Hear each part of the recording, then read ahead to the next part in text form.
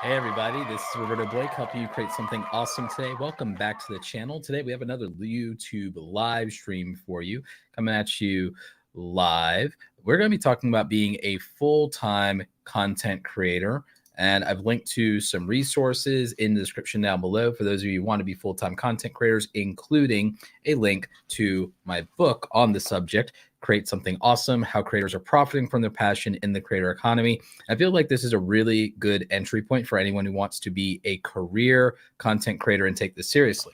But in today's live stream, we're going to be doing kind of a deep dive, step by step. We're going to be answering some of your questions in the chat. And so this is something that I'm actually really excited about. We have a lot of you here coming in for the live stream in the chat. If you are watching the replay of this, please make sure you're sharing it with other content creators. There should be timestamps for people watching the replay of this after the fact. And for those of you who are live, thank you for showing up live. You're always wonderful. And thank you for all of the super chats. And we're going to definitely make sure that we answer some of your questions. Insane McLean says, it's a great book. I bought it at Vid Summit, full of info. Thank you. And for those of you who go to the events, when you bring the book, or if you buy the book at an event, I will sign it for you in person, and happy to get you a signed copy with a selfie. But I want to dive into being a full-time content creator. I want to answer a lot of your questions because there's an order of operations to all of this. I am somebody who has been doing content creation for a very long time on the internet. I believe that if I added up everything all together in terms of the last maybe I want to say maybe the last 8 years, if I added everything together, I've probably made 2 million total in my career as a content creator. Now, that's not the money that goes into my pockets and I keep. I've actually invested heavily back into my business. 50% of everything I make typically goes back into my business. Outside of doing YouTube, I do my coaching business. I have a small team of friends and family for that. And since I pay people pretty well, a lot of money goes there. When it comes to revenue streams outside of YouTube, I can talk about that. We're going to talk about that. I am actually going to show you something that a lot of people haven't seen. It's going to be in my YouTube analytics here. Let me bring it up. I'm going to show you the lifetime earnings for my YouTube channel, which almost nobody ever shows that. So if I switch this to lifetime, it's going to probably take a little while for this to all, yep, here it goes. So yeah, so the lifetime earnings for my YouTube channel, if you can see it here, is over $250,000 for the lifetime of my channel. I started doing YouTube seriously, as you can see here.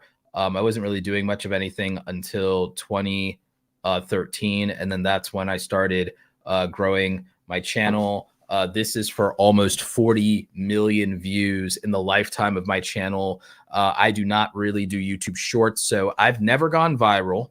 Just so you guys know, I've never gone viral my entire career on YouTube. I've published about roughly 1,500 lifetime total YouTube videos. In terms of the amount of videos I've uploaded in my entire YouTube career on this main channel, it's been about, like I said, it's been about 1,500 plus videos in the lifetime of my channel, and the revenue or estimated revenue over the lifetime of my channel, it's pretty significant. It does pretty well. And then they break out revenue into now in terms of how much advertisers pay. They break out your CPMs based on shorts, fan funding, super chats, all this different stuff. So like for me, the majority of my revenue has been through traditional YouTube videos. I don't play non-skippable ads on my videos. I haven't done that in like years and years and years. And like I said, I've never gone viral. So it's entirely possible to make a good career off of YouTube. But like I said, that's just ad revenue. That amount of money is just like YouTube on platform revenue. That's not even counting like revenue streams off platform.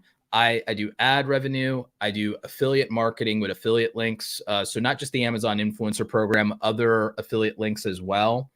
I do my own coaching business outside of YouTube. I host that with Kajabi. I've linked that in the description for you. I do sponsored content. So I would probably say that I've made over the years, I've probably made, I want to say it's like probably a good 400 to 500,000 on sponsored content over the years, mind you, over the years. Majority of that is probably in the last 3 or 4 years, honestly, because that's when I started doing brand deals more heavily. So it's probably about $500,000 there in brand deals, about $500,000 in coaching, definitely $500,000 or more in affiliate marketing over the years. And then I obviously do public speaking. I've been doing the book. The book is about 6 months old now. I published the book in August of 2022. So we're in February. It's been about roughly 6 months since I released the book, and that's been doing well. We've sold about maybe 2,000 copies of that, $6 or so royalty on books. So I've made about maybe 10, 12 grand from book sales. I don't have online courses yet, except for the one that I licensed to LinkedIn. I licensed a course to LinkedIn Learning several years ago. I still get royalty checks for that. That was in 2017. I still am collecting royalty checks for it to this day, on top of the $3,000 they paid me, on top of flying me out to film that course for them and licensing to them. I got $3,000 up front, and I've been collecting royalty checks on that for the last 5-6 years. So that was licensed content. Licensed content is an opportunity that a lot of content creators don't talk about. So I have and like I said, I do public speaking, I do workshops. So I have a very diverse career portfolio. And since like I went ahead and I showed you like ad revenue, I'll show you like 1 or 2 other revenue streams, just so you know that I'm not talking out of my butt here. When I say like, oh, like, because I'm not showing off, I'm not saying this to brag. I'm saying this to make a point about diversifying your income streams and making money online. So in my Kajabi dashboard, you can see in the last 30 days, I've done almost 14,000 in sales.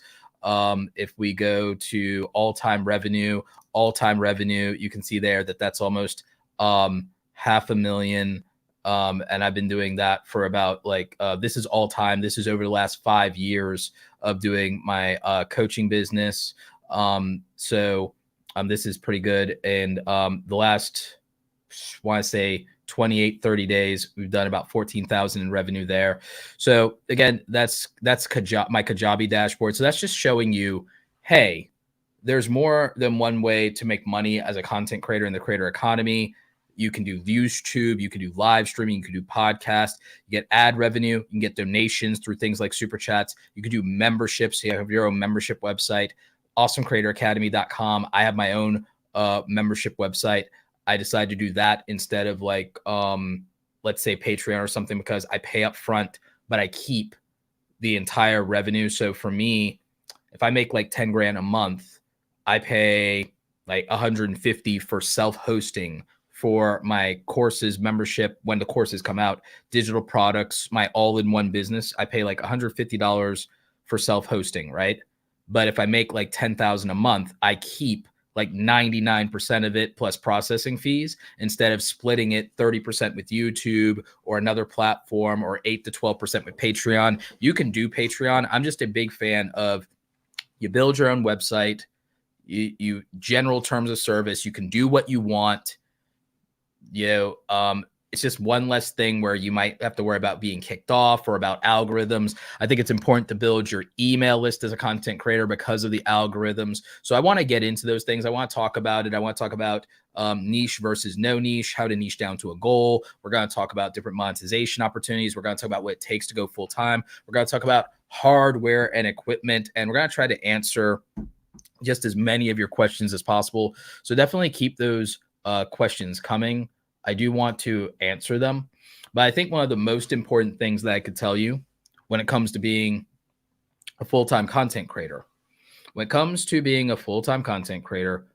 of the most important things that I think you can do is I think you have to define who your audience is. Who is your audience? Who are you serving? Who do you make your content for? Now, I make my content for other creative people. I make it for other creators. And so when I say I make it for other creators, it doesn't matter if you're doing YouTube, doesn't matter if you're doing online writing, doesn't matter if you're a podcaster, doesn't matter if you're a live streamer. My biggest platform is YouTube. So why do I talk about YouTube so much? Because I have proven credibility in that platform because I have the numbers. But I also can talk about what it takes to succeed and do writing online because I made a living as a freelance writer and was able to pay my rent doing that. Now, granted, making a living on that when you live in North Carolina, which is where I lived before Georgia, it doesn't take that much money. Like, it doesn't take that much money when rent is like $960 for a 3-bedroom in North Carolina. So between affiliate marketing with Amazon, I was able to make like $1,200 a month with that. I was able to make $1,500 a month for my writing. So I was doing pretty well, right? Now I have my book, and my book sales do really well, even without massive promotion. I don't promote this as much as I should. And I do over $1,000 a month on average in book sales. So I can talk about what it takes to be a best-selling Amazon self-published author, what it takes to write for organizations and publications. I wrote for Creative Pro, how, so on and so forth. I've done almost 100 episodes of my podcast. I've done hundreds of other podcast interviews. I've done over 1,000 live streams. When I add up the different platforms I've live streamed on, I've done over 1,000 live streams over the last 10 years. I was one of the first people to do Facebook Live, first people to do Periscope, did Meerkat, rest in peace Meerkat, was streaming every day on Blab, sometimes multiple times a day, rest in peace Blab. So like I was streaming daily on like 2 or 3 dead streaming platforms and Facebook and Instagram for a very long time. So I've done over 1,000 live streams. That gives you a world of experience, right? I've done public speaking. I've done over 100 public speaking sessions in my time now as a public speaker. So when I'm talking about being a full-time content creator, there's more than one way to do it. There's several ways to monetize it. But one of the most important things is to clarify. You need to get clarity. If you want to be a full-time content creator, you want to stop being a hobby creator, you have to stop being all over the place. You have to commit to it and treat it like a career. You have to say, like, it's like picking a sport. It's like you can be a good athlete, but being a good athlete and being a professional soccer player are 2 different things. If you're going to commit to soccer, then you're going to have to work out, build your body in accordance with being a soccer player, not a soccer player / slitter / swimmer / triathlon athlete. It's like, that's not a practical thing to do. In order of like, well, I'm going to be all these things because I'm passionate about all these things. I know it makes multi-passionate creators really sad when I say that. Most of you will not qualify to be multi-passionate creators and be successful because you have to do something you're passionate about, but you actually also have to be good enough at it for people to respect you. It's not enough to be passionate about something. You have to be good enough at the thing you're passionate about for people to respect you when you do it, because they can just watch somebody who's better at it if that's the case. And so that matters. Like your level of performance and ability and talent actually does matter. So you should pick something you're good at or can become good at or can improve at with time and that you know you're suited to, but you have to be passionate enough about it to be driven and to not be bored. And I'm going to give you a really good analogy. And then I want to acknowledge this super chat from Nick Hammond. I want to acknowledge this super chat for Nick Hammond, and then I'm going to give you a really good analogy. So when it comes to content creation, passion is fuel. Don't follow your passion. Be driven by your passion. It is fuel so that you can be motivated to do the work, and the work is going to be really hard. Sometimes going to be really, so you should do something you're passionate about. I don't think it needs to be your number 1 or even your number 2 passion sometimes, because you may not be good enough at it. Okay. And it may not be profitable to do your number 1 or number 2. I would find the thing that's profitable. And the reason I say that is because, okay, you need passion in order to fuel your vehicle. The vehicle that you need to do is the thing that is practicality. So practicality is the vehicle. So practicality is basically the process. So now, okay, this needs to be a process that we can do successfully. And that also could include the platform that you're choosing. So that comes down to, okay, I'm passionate about this thing. So am I going to take this passion and am I going to do YouTube? Am I going to do live streaming? Am I going to do writing, or am I going to do podcasting? So like picking like a delivery mechanism, picking a platform and a delivery mechanism, that actually does matter.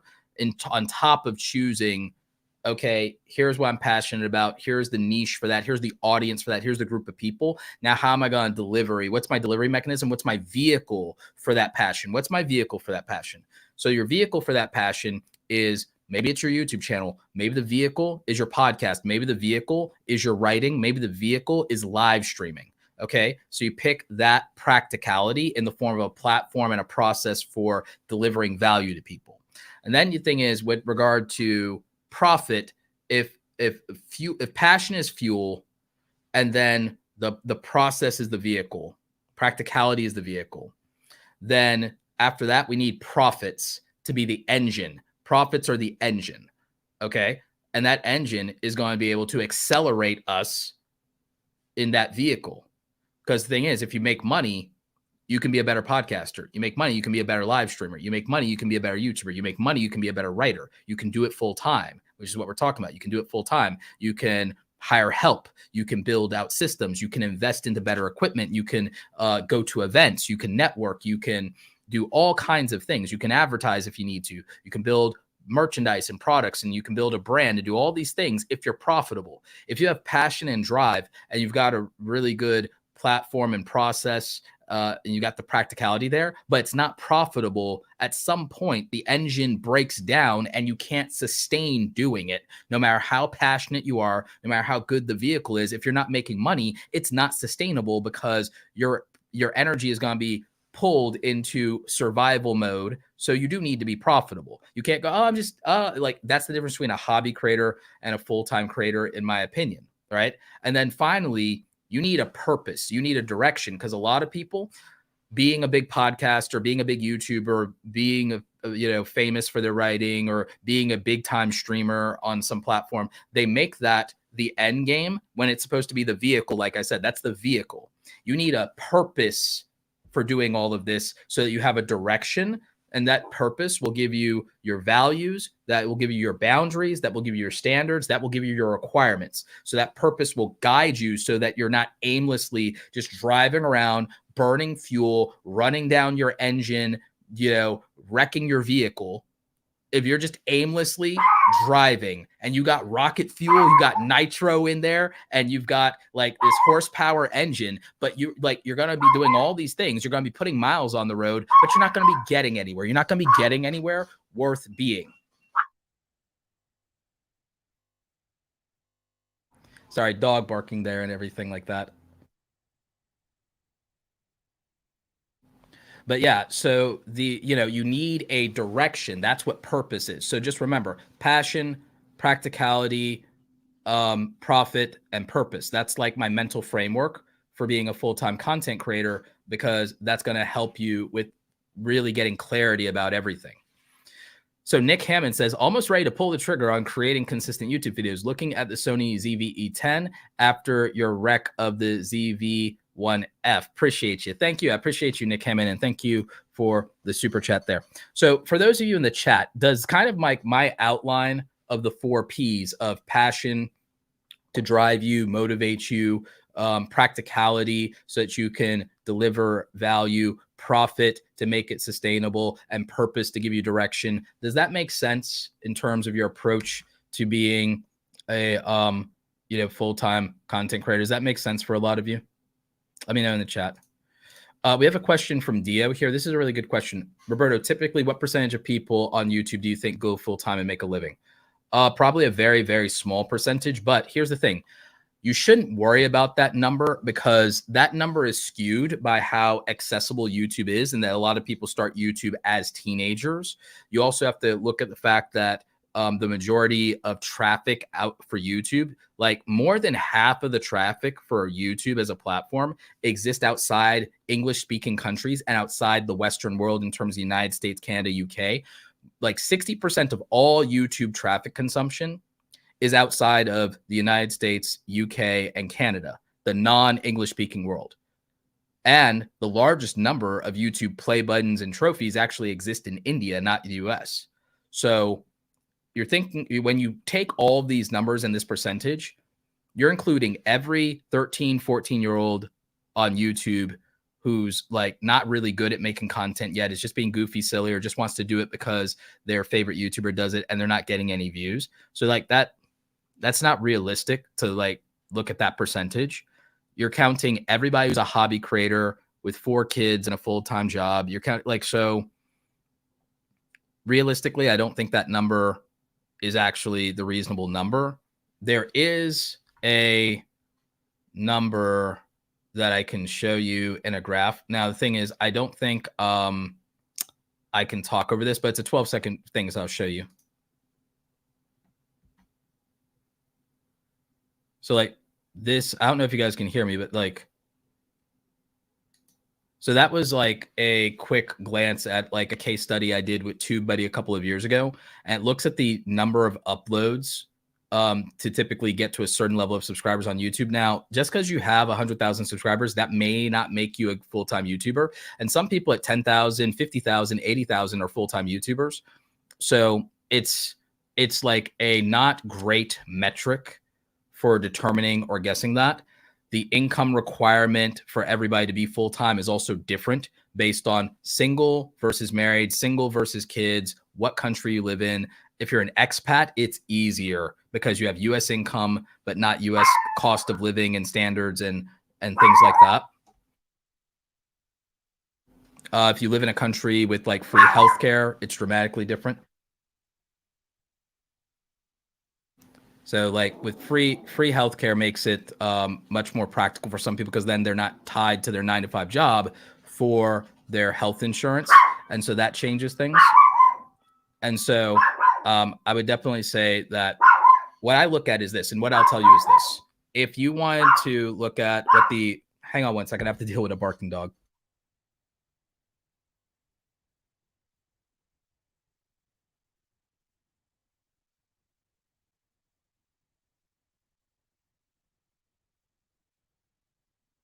The joys of live streaming. But what I would say about it is this, actually. So when it comes to being a full-time, I don't know if you guys can even hear the dog, but when it comes to being a full-time content creator, I don't care about how many people succeed or fail. But if you are looking for some stats, I can tell you this. There are about roughly 100 million content creators on YouTube worldwide. And they're like Social Blade only tracks about 60 million of them because there's criteria for the channel Social Blade does not track, does not acknowledge. There are about 50 million global active uploaders to YouTube every week, globally, worldwide. So, and there's 2 billion plus consumers of YouTube globally, worldwide. And so what I'll tell you is this, though. There are only 3 million people in the YouTube partner program worldwide. There are only 3 million. So that means if you're not monetized in the partner program, your odds of becoming a full-time content creator are significantly lower. So you have to consider that the maximum amount of full-time YouTubers probably can't exceed the number of monetized channels. So if you look at in aggregate, 60 to 100 million channels, depending on what you want to count, who qualifies, whether you want to count completely brand new channels started from scratch this year or anything like that, the number of growing channels, the fact that we just got shorts ad revenue, like you have to consider a bunch of these different variables. So from that perspective, it's a very low percentage, but it should be because the number of people who qualify to do YouTube full time, because you're talking about people who are able to quit their job. You're talking about people who can commit to YouTube in a more exclusive way. You have to disqualify a lot of people based on lifestyle alone from who is willing to do that. You also have people who make a full-time income who do not choose to leave their 9-to-5 job, even though they make enough money to where they could.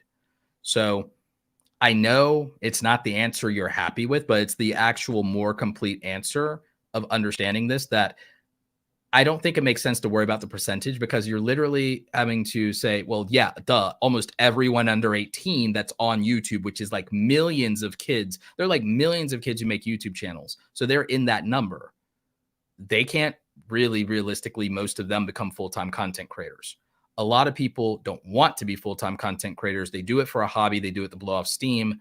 And then you have a lot of people who, even if they could and they earn the money, they won't because of things like healthcare coverage, retirement, pension, kids, significant other, that sort of thing. So I know that's probably not the answer you were hoping for, but I just don't think that it makes as much sense.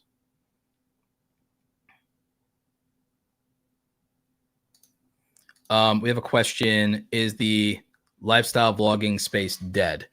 And I don't think the lifestyle vlogging space dead. Going back to who's your audience, let's think about who's your audience. Who's the audience for the lifestyle vlogging space?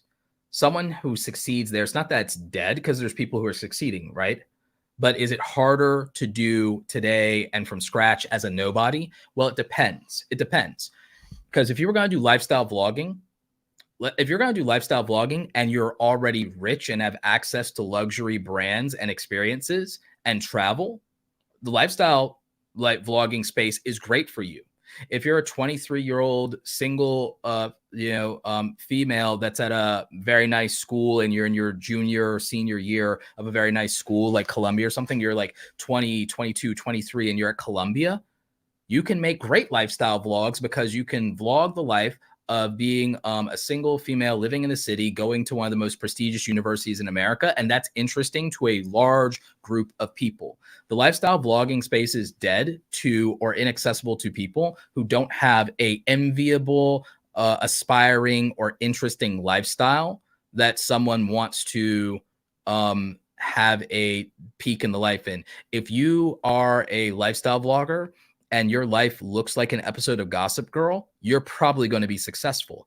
If you're a lifestyle vlogger in the middle of nowhere town, USA, and you have a kind of a working class lifestyle, probably not going to be as interesting to as many random strangers who don't know you on YouTube. It's not entirely impossible, but it's less likely. However, a mom or a mom and dad, husband, or a family, a set of family vloggers with a mixed family, a blended family, or a bunch of cute kids, adorable kids, or something like that, becomes a much more interesting story without having to be rich. Without having to be rich, having a mess of really interesting kids with dynamic personalities that are adorable, that's going to appeal to somebody because then that's going to be their Wonder Years sitcom type thing to watch.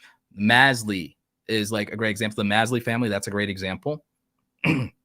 So there's that. Slice and Rice is another example, but there's a comedy component to Slice and Rice as well. So there you go. But that's interesting because it's here is this cool, hit, suave, black husband. Here's this beautiful, gorgeous Asian white. Here are all of their adorable curly head kids. It's so Slice and Rice is crushing it. I've known them since before they ever had 100,000 subscribers, but they always had the most interesting thing you could watch, to be honest with you. They had interesting personalities, they had an interesting lifestyle, and you literally were getting a cultural blend with them that is hard to duplicate, and a personality blend that is hard to duplicate, and then their kids are impossible to duplicate. So the lifestyle space is dead to copycats, boring people, and people don't have an interesting lifestyle. It's the key to lifestyle and vlogging content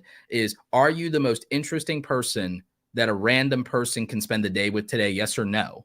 And why? What adventure are you taking somebody on? What is so fascinating and worthwhile about your life that's worth watching, and why? So you have to be able to understand, who is my audience? Why should they watch? Why would strangers care about me? And most people just do not have it in them to be honestly capable of answering that question. So the lifestyle space is hard. I'm not going to say it's not. And it's the same thing with people who do gaming. It's really hard. And a lot of people think that there's no skill required, but there's a tremendous amount of skill required for doing a lot of these things. And I would say that you have to look at, again, I love this comment. Mr. Beast wanted it bad. That drove him, and look at him now. He was obsessed. He was literally obsessed. And I would say that matters.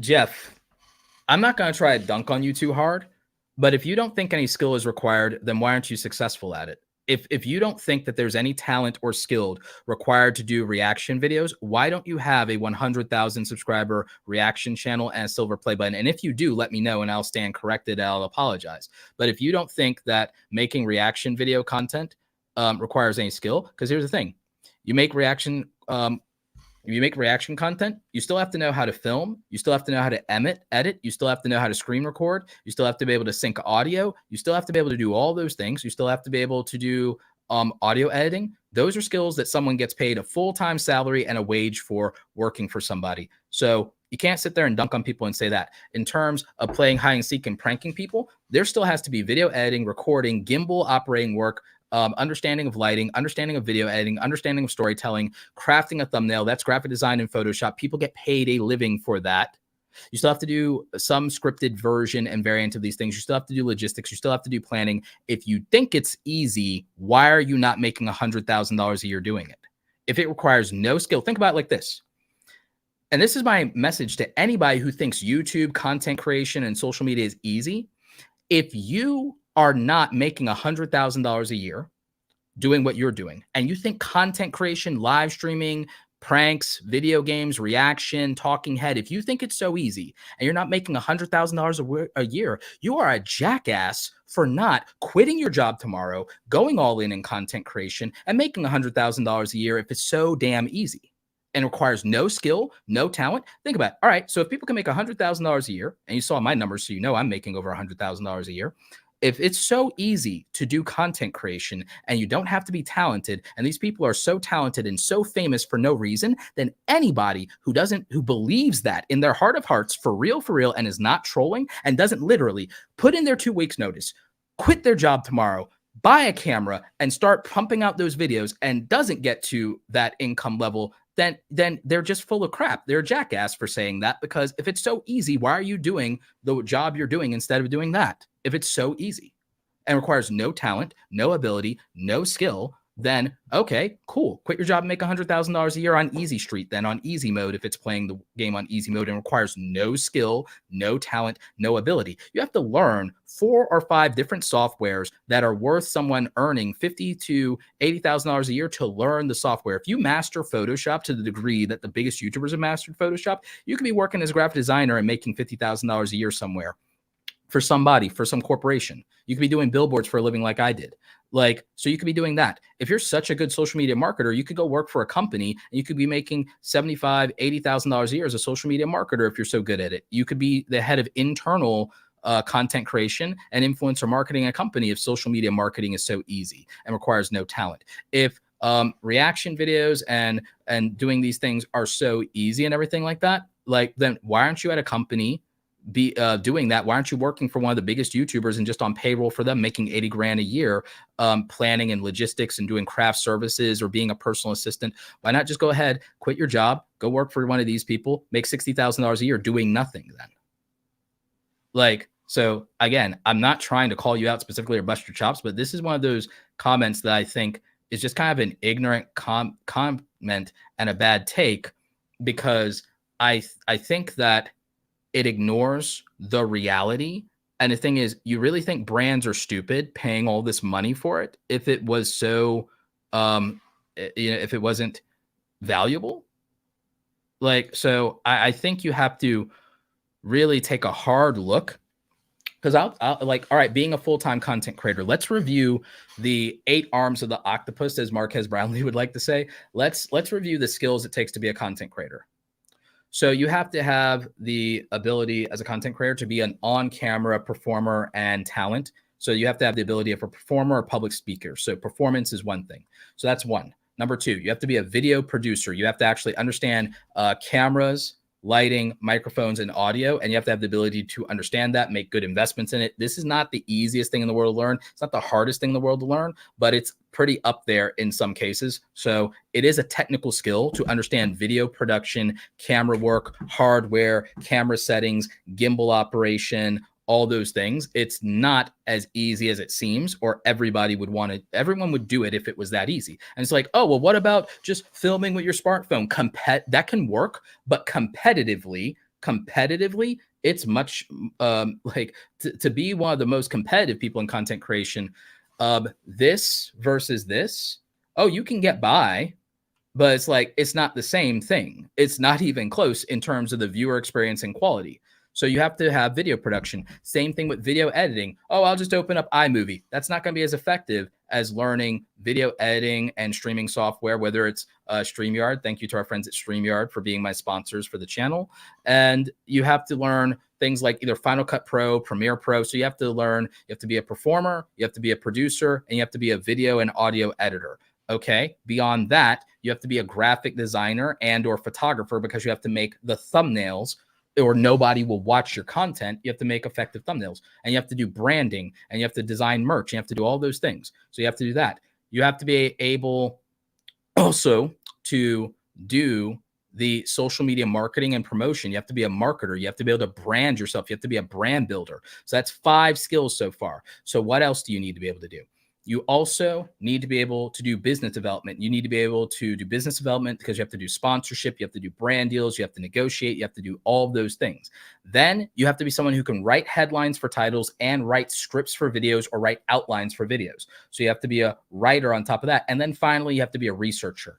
8 arms of the octopus. And the thing is, when someone wants to build an effective content team, this is another point of being a full-time content creator. Once you want to build an effective content team, the best thing you can do is think about the things that you've mastered on this list and the things you enjoy doing on this list. And you should outsource anything that you don't have mastery of, anything that doesn't require you specifically, and anything that you don't like doing or are not good at.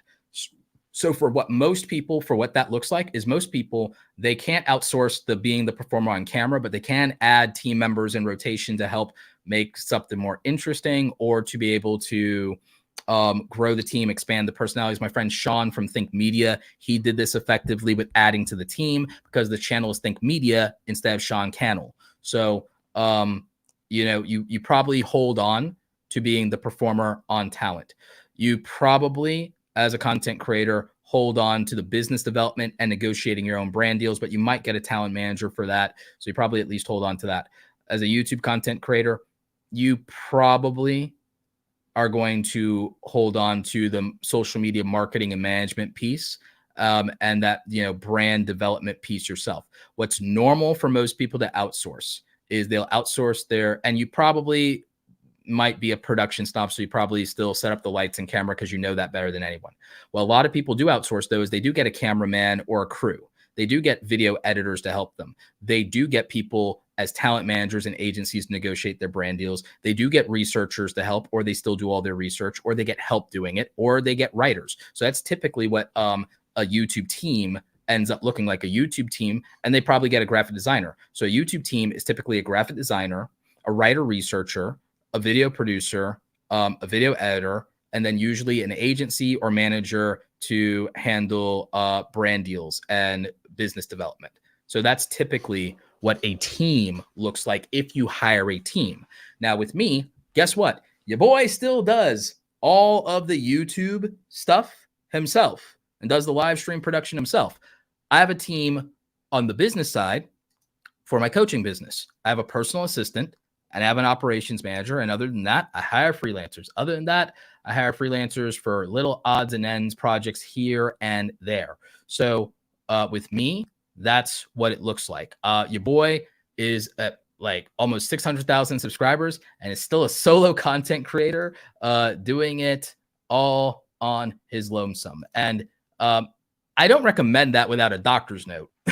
Like I should have outsourced a long time ago, but my original plan was to build a team local here in Atlanta. And then this little thing called the pandemic happened. So that kind of put a kibosh on my plans. So you can understand why I still do it the way that I do it. And I also am very fast and efficient and I know my stuff. So for me, it's just more straightforward sometimes. Okay, so it turns out I was wrong about the number. I've published 1,600 videos on this YouTube channel in my lifetime, and that's just this channel, let alone all the other stuff that I've done. So I've done 1,600 videos, almost 39 million views, almost 40 million views, 580,000 plus subscribers, and over 250,000 in ad revenue. And that's the lifetime data of my YouTube channel doing this as a creator. So I just thought that was an interesting piece of data to share. And thank you to the over 300 of you here and still watching.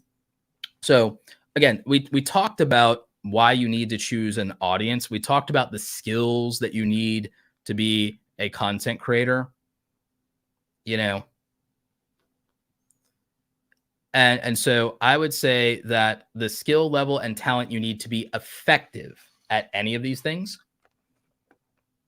Like I said, anyone who thinks that this is easy should just go ahead and do it, make $100,000 and tell everyone how easy it is.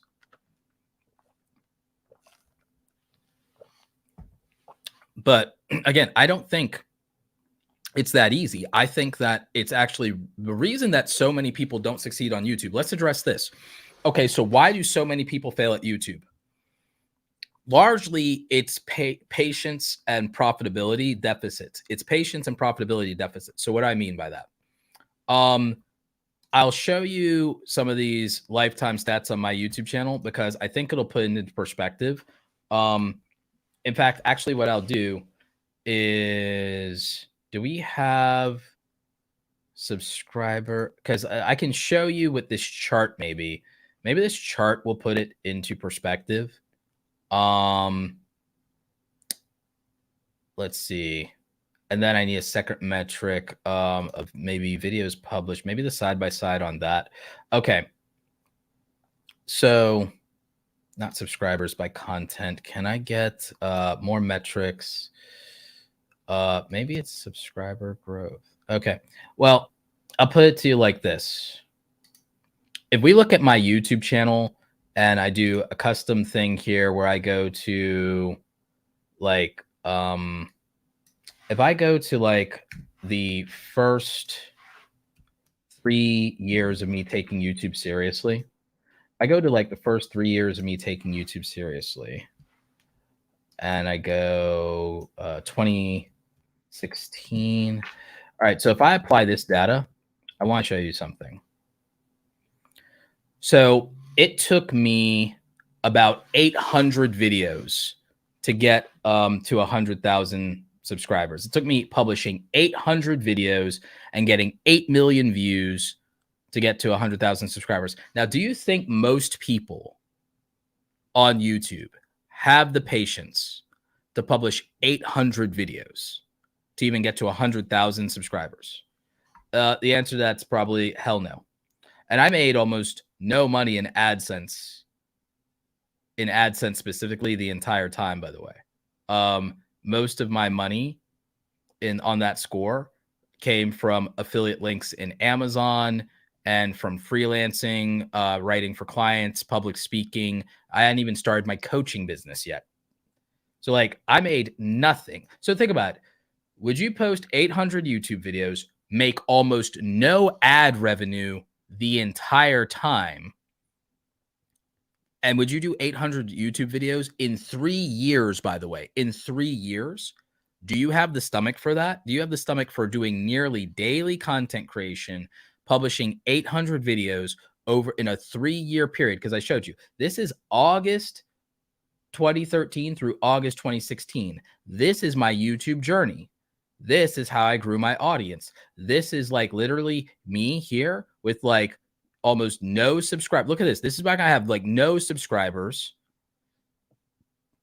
And then this is me growing and growing and growing little by little, piece by piece, no viral videos, just consistently posting. 1 video a day, 2 video a day. Like this is like me posting 1 to 2 videos a day for years to get that. Do you think most people have the patience for that? Why is the failure threshold on YouTube so high? Because this is what it takes. If I change this custom date range and we look at like 1 year of posting and what I got out of that, 1 year of posting was 177 videos to get like almost 10,000 subscribers. Like, do you think most people are willing to post almost 200 videos, make almost no money, And that's in a year's time. In 1 year, do you think people are willing to post basically 3 videos or more a week to get 10,000 like subscribers in a year? The answer is usually no. And then are they good at making videos? Are they good at lighting, audio, camera work, any of that? Coming up with an idea, having something to talk about, even if it's just a 5-minute video, 15-minute video, 8-minute video? Probably not. And by the way, I didn't get my subscribers like from, oh, he got all of his subscribers talking about YouTube. If you look at most of my videos, they're graphic design videos, and I've got 200 here, 100 there, or whatever. And so I was making a bunch of like content around freelancing, graphic design. I made a handful of Game of Thrones videos on the weekends because I still like was figuring out. Back then you could do like a little bit of everything, but it was a trickle of all of these videos adding up together, and no one video in that entire time even got me 1,000 subscribers by itself. So this is my journey of year 1. And a lot of people, if they don't get 1 million subscribers in 1 year, they don't get 10,000 in a year, they don't get 100,000 a year, they give up. And most people who start out, unlike me, don't even know how to use a camera or lighting or audio properly to begin with when they do YouTube. So then let's look at what 2 years got me then. Okay, that's 1 year, Roberto. First year is rough for everybody when they start being consistent. Well, 2 years of being consistent got me to 45. And what happened? I didn't blow up. I was getting more subs, but it's not that I blew up. It's that I was making more videos. Remember how we figured out that in that previous year, that one particular video got me 500 subscribers? Well, guess what I did in the second year? In the second year, I made more videos on that topic like that, and I made my own thumbnail style. I made better thumbnails, and I kept hammering the same topics in graphic design and video editing. So what happened, as you can see, is I made more videos that instead of struggling to get me 20 subscribers here or there, I started making videos that could get me 100 to 500 subscribers exclusively, and I published twice as many videos in 1 more year. So I doubled my output and I tripled down on the thing that grew me the most and made that my primary attempt at making content, was making similar videos like the thing that performed the best. And I made twice as much. So that made a difference. And so then by being consistent and following that same course of action, because remember, we went from me making 177 videos to me having 500 videos in another year's time. So that means I doubled my output. I made like essentially another like 350 videos. I went daily. And so then we change the date and we say, let's add year 3 in. Let's go to 2016. And then I go from 46,000 subscribers in a year. I get almost another 85,000, 90,000 subscribers from that. So you can look at it and say, oh, wow, I got almost 100,000 subscribers in a year's period from that. And what did I do? I doubled down. I added another essentially 300 videos to the mix. And what got me subscribers wasn't YouTube help content. Here's the stack. It's like, oh, those graphic design videos started adding up. I started making more of those. That's what made me successful. And look, now instead of getting me 500 subscribers per video, they were getting me instead of getting 100 to 500 subscribers per video, I was getting 1,000 to 4,000. I was getting 500 to 5,000 subscribers per video then. So you can see that the content strategy of, all right, I knew who I was talking to. I knew what I was talking about. I doubled down. I was consistent. I made a plan. I had a content calendar. I was a little too diversified, to be honest with you. I diversified a little too much, if I'm being honest. And that's the thing that I would have done differently. If I was going to go back and do it differently, I would have tightened things up a little bit, or even if I was going to diversify, I would have still tightened up the way that I present it, feeling much more consistent and cohesive and tying these things much more together. Because these videos, like I said, I gave you the 8 skills. Think about it. My YouTube channel is comprised of the 8 skills you need to be a full-time content creator.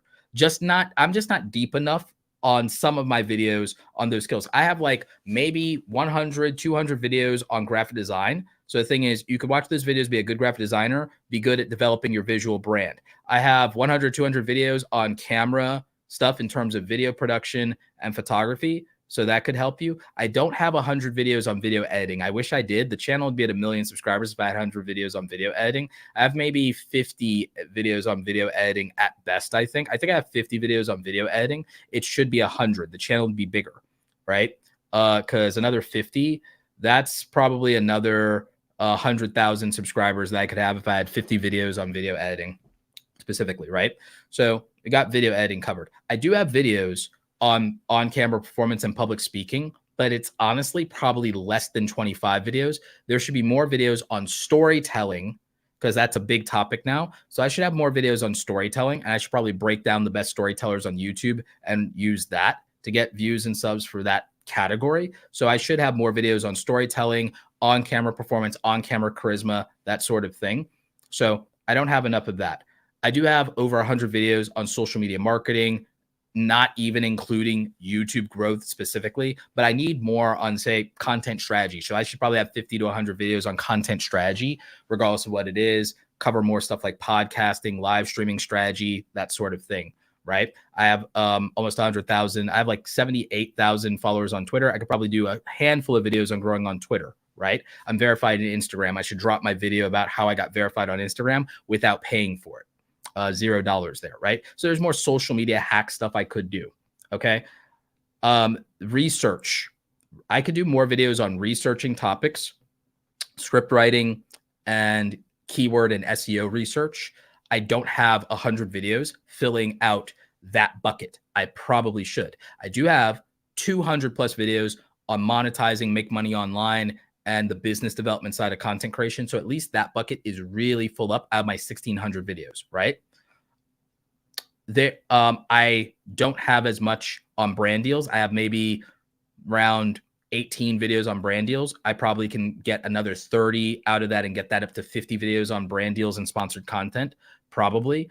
So you see how what I can do and what I should do for growth and what you should learn from this is the content strategy portion of saying, here are the buckets that I'm going to fill out. Here's how deep I'm going to make these buckets. And I'm going to build this library of content. And maybe I have a mini series on this, a mini series on that. I probably could get 200 videos around video editing over the next 5 years easily, because I could do Adobe Premiere Pro, Adobe Rush, free stuff, DaVinci Resolve, Final Cut Pro, because I know how to edit with all of them.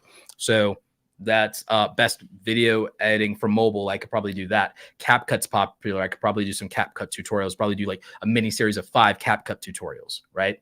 So like there's all these things. So like with the data, I use data driven to grow my channel year over year over year. And that was the first 3 years of like my YouTube career of being serious on YouTube. So that's kind of like my creator journey and creator university, and going from 0 to 100,000 subscribers and, you know, getting to a sustainable place on that.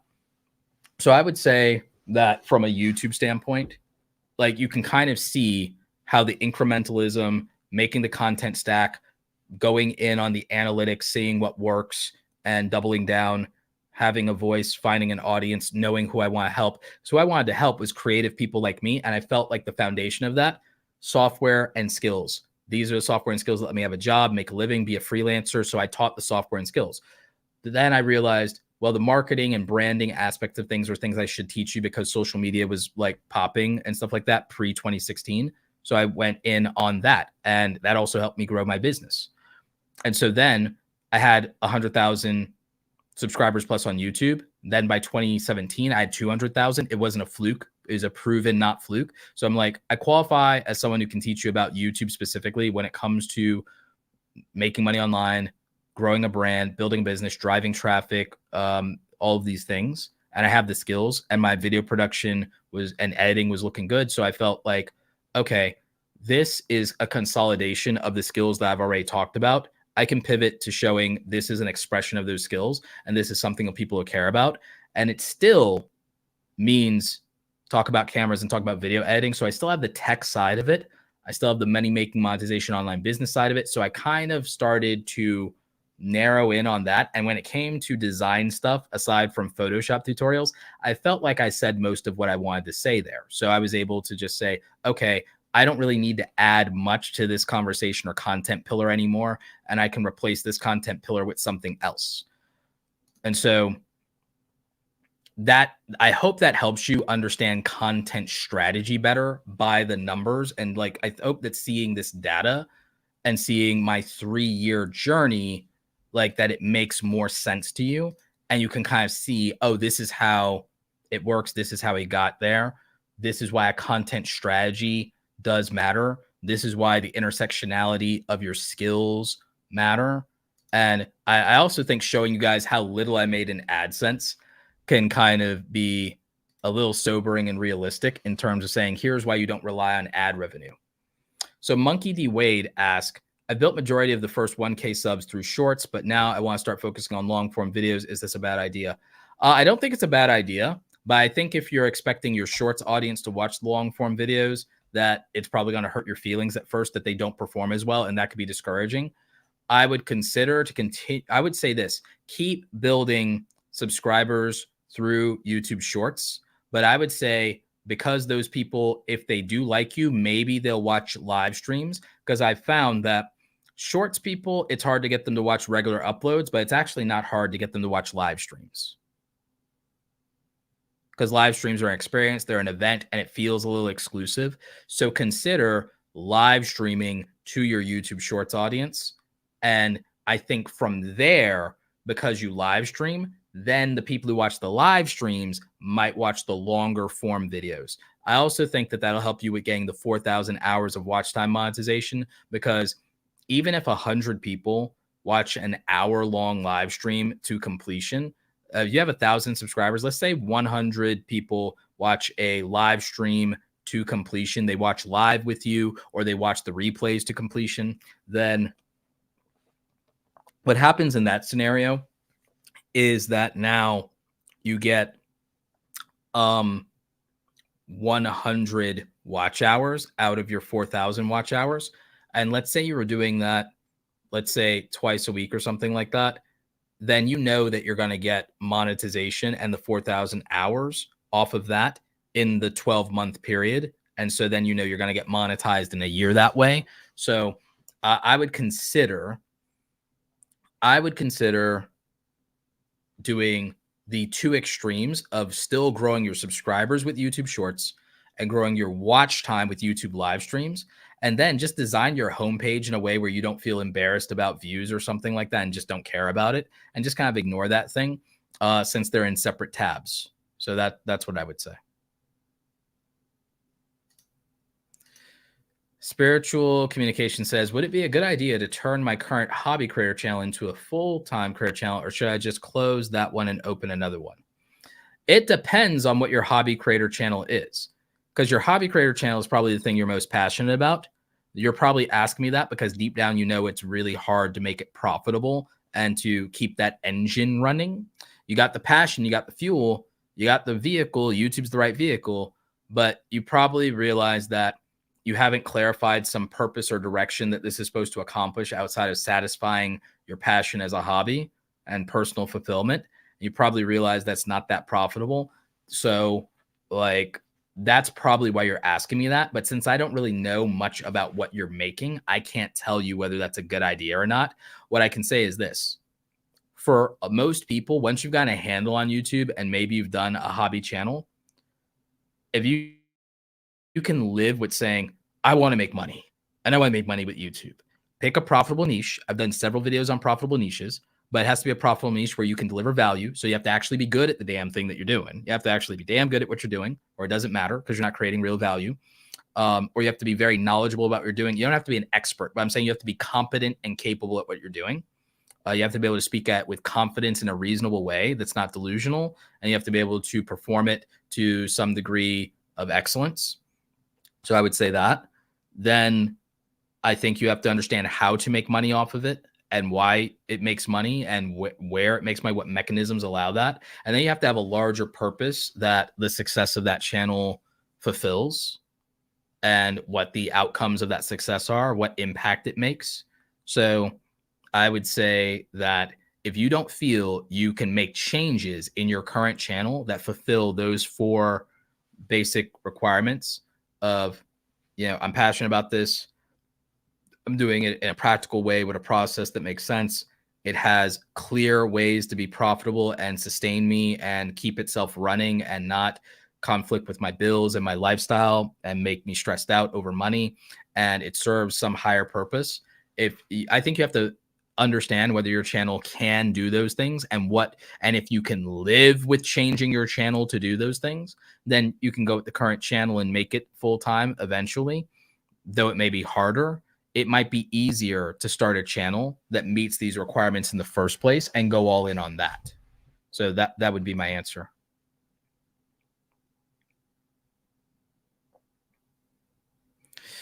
Power cert animated videos, it's views that count, not subs. Not necessarily. It depends on how you make your money. You get paid for views and not subscribers. So that part is true with regard to it's views, not subs. But here's the thing. I think that people have a distorted sense of how many views you need to be successful on YouTube. But I also think that that depends on your niche. If you're a gamer, you need a lot of views as a gamer to make good money. But if you are not a gamer and let's say you're in some other category of YouTube, I mean, you can see it yourself here. Proof's in the pudding, as they say. Proof's in the pudding, as they say. 400,000 views, almost $4,000, 4,000 subscribers. Like, so I have a really good ratio and I have a really good conversion ratio here. My ratio is actually really good. See, a lot of people dunk on me and say, oh, you have so many subscribers. Why don't you get more views? I actually get for my topics. My views are driven by my topics, not my subscriber count, because I'm not an entertainer. If I was an entertainer, it'd be different. But if I was an entertainer, I would get a fraction of this money. I would make a fraction of the same money. And I'll show you here. I'd make a fraction. You guys can see this bigger now, I think. I'd make a fraction of the same money if I was an entertainment channel, because the CPM rate for an entertainment channel is either a quarter of what I make or a tenth of what I make on the same amount of views. And if I was a YouTube Shorts channel, I would probably get $30 for these views. If I was a YouTube Shorts channel, I'd get like 30, 40 bucks for these same views. If I was an entertainment or gaming channel, I'd make like $400, $500 for these same views. Because I'm in a business and marketing niche, if I get 1 million views, I make like 8 to 10 grand on 1 million views. So I don't need the views that other people need. Subscribers are powerful because subscribers are awareness. It's social proof. They don't necessarily help you get more views on YouTube. Subscribers help your social proof and optics for your credibility, standing, and qualifying for certain relationships, brand deals, and collaborations. So subscribers matter because they're social proof and their standing, their status. They're a status indicator.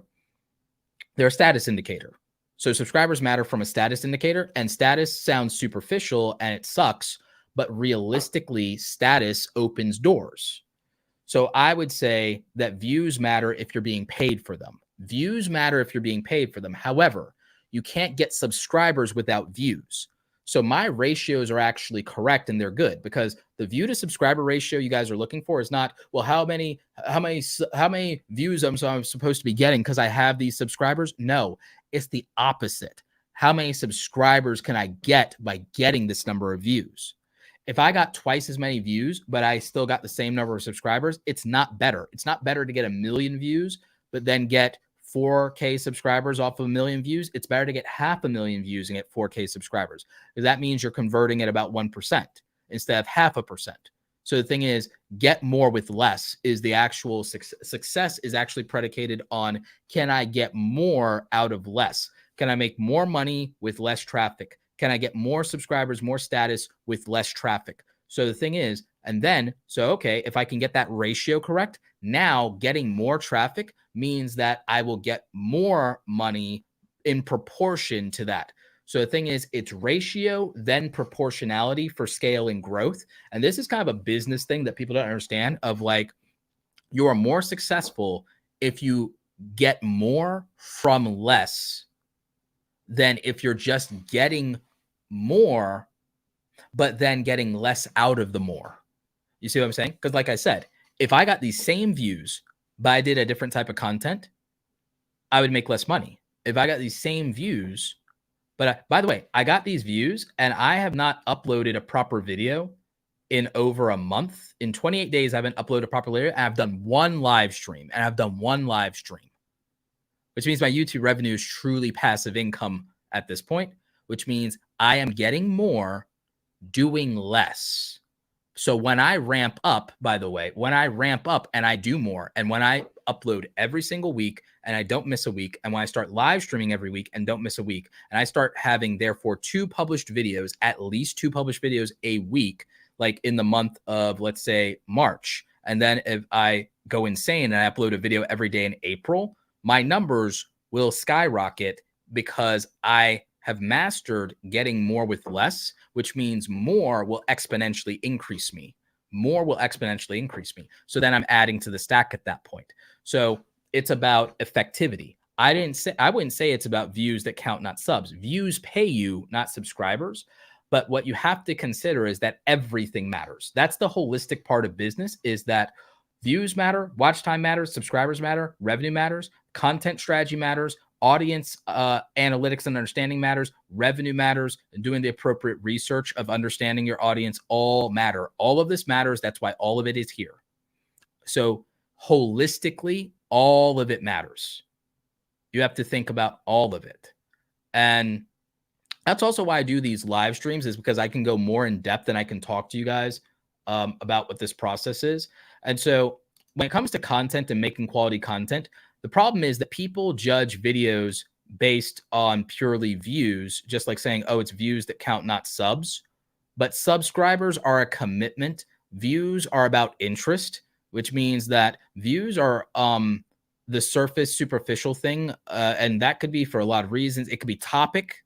It could be attractiveness. It could be all these things that, are not as cut and dry as you think, and not always good indicators of actual value.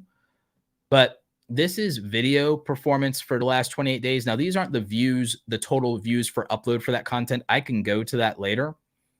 But I want to show you something that I showed on the last live stream about the YouTube algorithm. Live streaming performance has exponentially increased for suggested video traffic. And average view duration is extraordinarily high for me, which is affecting that performance. And then you can see I got a bump from doing a live stream. So I've learned that I'm going to basically stream 1 to 2 times a week. And that's actually going to be my content strategy that's going to have a huge impact, because now all this evergreen content is getting like a crap ton of views. I'm getting all this suggested video traffic. So I'm leveraging the algorithm. So my content strategy is not the way that entertainers, which is the majority of YouTube, I'd say 80% of YouTube is entertainers, 20% is educators. And I'm also not a young YouTuber. I'm 38 years old. I'm going on 40. I'm not a young YouTuber, so I'm not playing the same game as other people. I'm making content from a more strategic standpoint, because I'm looking at things like the revenue generation of, okay, some things are more popular, but I wouldn't make as much money doing them. So it's like, if I'm going to do it, maybe having like an over $10 RPM is like a really good approach and strategy. Shorts is a 5-cent RPM for 1,000 views. It's like, so maximizing profitability probably makes sense. And that's just ad revenue. That doesn't count sponsorship. So maybe doing stuff that then aligns me better to sponsors, that's practical. Doing streaming reduces editing workflow and editing creep. So it balances out. Maybe it's more consistent to do live stream. Plus, I like the engagement from the audience. And again, studying my audience and seeing what the audience has watched recently and what they like, so I can build and develop content strategy.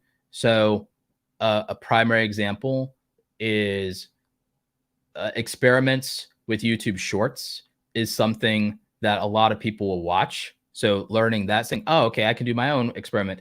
I have an interview with a YouTube employee that I've already done. Okay, doing like this one's about a leak, maybe doing stuff where I respond to things from YouTube employees, or where I interview more YouTube employees. Oh, that could clearly get some more views. YouTube automation as a topic. I don't know if I want to dabble in that. There's a lot of scams in YouTube automation, but it's something to look at. Oh, I don't like making videos about how to blow up, but if I was going to talk about how another content creator blew up and analyze their success, that clearly is something an audience will watch because, you know, John is getting some views off of that. So maybe I look at that. Maybe I make a reaction video to Colin and Samir's The Problem with YouTube. Maybe that is a format that would work. So I can look at, if my audience is watching these things, clearly there's an interest in them. Looking at this and saying, oh, here's the time of day my audience watches. I can build a content strategy off of that. You can research and you can look in the research tab. You can see, well, what's my audience's searches for lately? Well, let me take it down to what my audience in the United States looking for. Okay, my audience in the United States is looking for YouTube SEO. I can definitely cover that. Oh, my audience is looking for Adobe After Effects. I use After Effects for my green screen stuff now, and I actually have a lot of really good tips for using Adobe After Effects. And I haven't done enough of that on the channel. Remember what I said about video editing? There's a content gap. What does this say? Content gap is a way of measuring what viewers are searching for and the results they find. When there's a content gap, viewers can't find any results for their searches. They can't find exact matches for their searches. They can't find relevant videos for their searchers. For example, videos that are old, like content that is old or low quality. So they see this one I'm bookmarking because this one's a perfect opportunity for me. Saying, oh, Adobe After Effects, I'm good at Adobe After Effects. And nobody's making Adobe After Effects content because it's really hard. And the only people who've made it got views years and years ago. I should make Adobe After Effects tutorials because they'll be evergreen and I can milk them for years since there's like nobody in YouTube really currently to compete with. How to grow your YouTube channel. Oh, bread and butter. Make more of that. More people are searching on it. That, like, oh, I'm surging in views. Oh, look at that. YouTube monetization. And so my audience is looking for these things. Partner program, monetization policy, YouTube taxes. Oh, it's that time of year. Time for Roberto's annual YouTube taxes video. So you see what I'm saying? Like, you have these tools available to help you develop a good content strategy. And also, as much as I say, you like, for most people, and it's true, by the way, for most people, quantity early in your career, because I showed you the data on my channel of what quantity did for me, quantity of an acceptable level of quality. You do not need this big, expensive, fancy camera. You can use something like the Sony ZV-E10 or the Sony ZV-1F. So like you can get this quality, which is perfectly acceptable quality. Did you guys know that you can get this quality from a $500 camera? That's it. $500, lens and all, $500. This is the quality you can get. That's it. Sony ZV-1F vlogging camera. And it has a flip out screen. 500, and this is better quality than I started my YouTube channel with, and it's not even close. I'm making a video on the like 6 best budget cameras for YouTube beginners, but like Sony ZV-1F. I'm also doing a giveaway of the Sony ZV-1F. In fact, actually, let me grab that. I'm doing a giveaway for the Sony ZV-1F. This is brand new, has not been used. I did unbox it. I'm buying another one for my camera review, but this is a real camera, just so you know. And we are doing a giveaway at 600,000 subscribers on the channel. I'm giving away this along with a vlogging kit that includes a microphone and a Joby Gorilla Pod, Casey Neistat on a budget. So you'll get this camera. This is Sony ZV-1F, which can produce this quality of video right here. Flip out screen and all. Lens built in. And we're giving this away to somebody when we hit 600,000 subscribers. So I'll do more details on that giveaway when we hit 600,000 subscribers. So tell your friends. Make sure that they're subscribing to the channel. Notifications on, all that good stuff. But that's what we're going to be doing.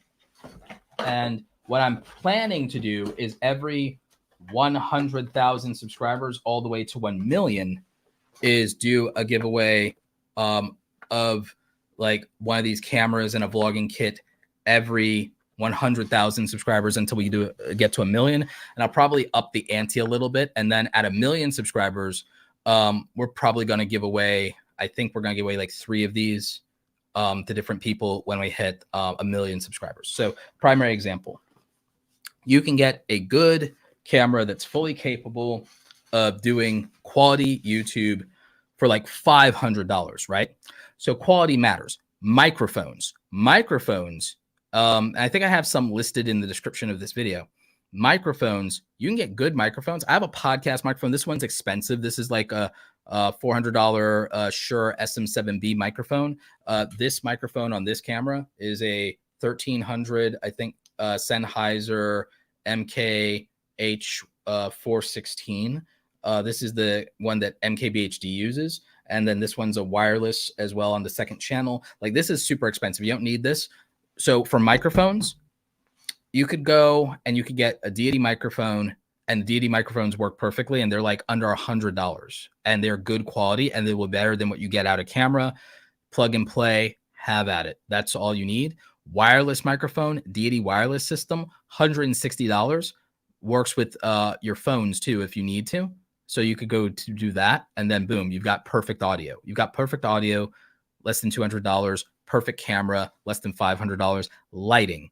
If you do stuff at your desk, you can use Elgato lights. These are like, I think $160 for the Elgato lights that sit on your desk. That's what I use. If you wanted a ring light, you get a newer ring light for like $80, and that's perfect. It's a one light that you need. $80. You want aperture light, $200, $300 if you want that one light, and it's one light and you put a dome on it. And I use an aperture light, a more expensive one for my videos, but you could just use a budget one. I use that when I travel, so you go that route. And then you got lights, camera, audio. You literally have all you need. High quality, less than $1,000, and it's quality enough to compete with a YouTuber at 100,000 subscribers with decent quality for about $1,000, $1,200. That's what it takes to have the high enough quality to compete with a 100K subscriber channel confidently, and know that you have good lights, good camera, good lens, good audio, blurry background, all the classic YouTube trimmings, so to speak. And that's what looking like a 100K channel would look like in terms of that kind of quality. For getting views, it's topic, title, thumbnail, and timing. Content strategy for getting views, topic, title, thumbnail, and timing. Now, here's the thing. We talked about ad revenue. Like, not all videos are created equal. I'm going to show you that here, because I'm going to go into YouTube's advanced mode. Let's talk about money. So in terms of ad revenue, because a lot of you, you're not like ready to do sponsorship yet. I would say that the biggest money makers for me, besides my coaching, are obviously sponsorships. Coaching and sponsorships rival each other. Ad revenue used to be my lowest one. I think now book sales are my lowest one, because the book sales are less than the ad revenue. But I think that my book sales will start to rival my ad revenue. And I think that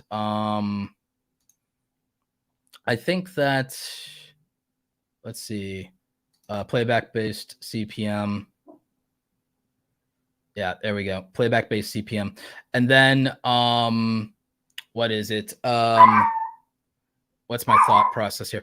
Okay, so yeah, I'll just run you numbers. I think that for sponsored content, I do like 120, 150 year in sponsored content, right? I think I do 120, 150 year in sponsored content. I do like 8 to 10 grand on average. Now it's a little bit more on my coaching. So like, let's just round it to like 100 grand in coaching. Let's just say it's like 120, 150 on sponsors, 100,000 on coaching. I think with affiliate marketing, I can safely say that somewhere, depending on all the affiliate streams, I think it's between 80 to 95,000 a year conservatively. It's been 80 to 95,000 on affiliate. Okay.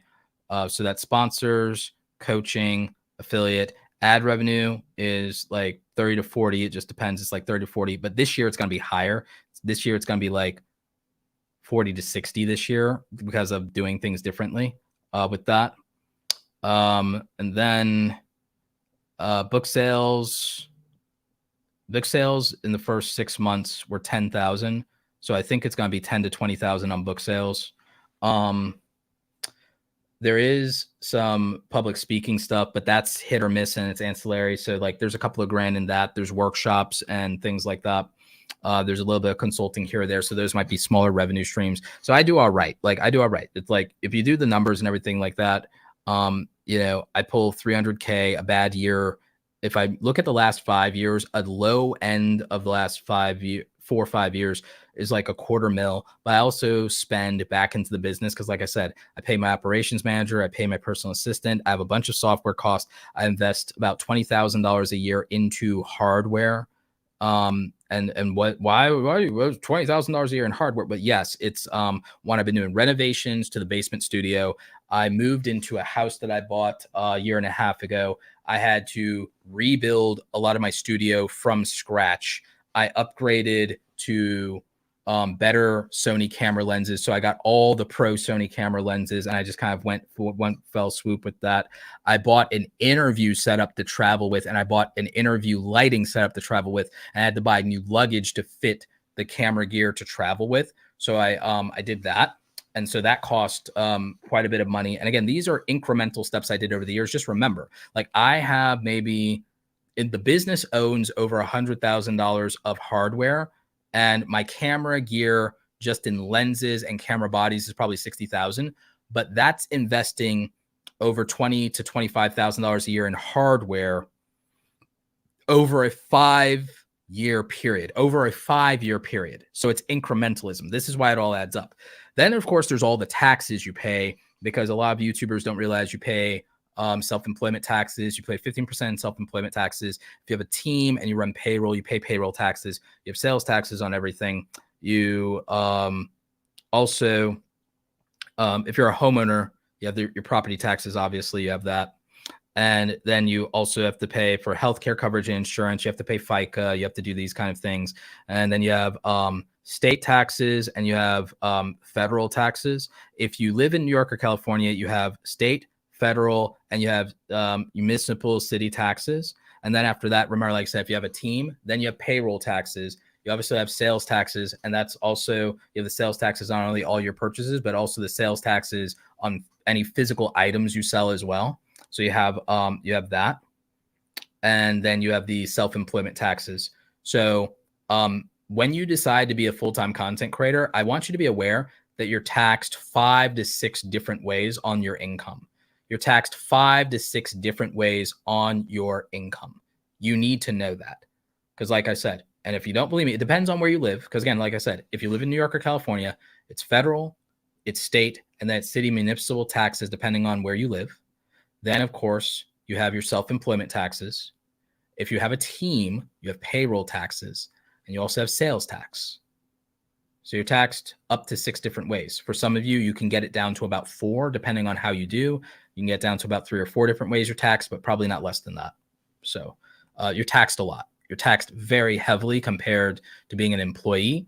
The effective percentage is a misnomer, because you'll read all these headlines that say that, oh, CEOs and entrepreneurs and people, they pay a lower percentage. They pay a lower percentage on a higher number. The only number that matters when it comes to paying taxes is the number that comes out of your bank account. Percentage ratios are BS. It's all marketing. It's all facade. Again, it's just headline writing. It's just disingenuous, intellectually dishonest headline writing. The only number that matters is the number that comes out of your bank account, not the percentage. The number that comes out of your bank account is the number that matters, because that's the money that you don't get to put somewhere else.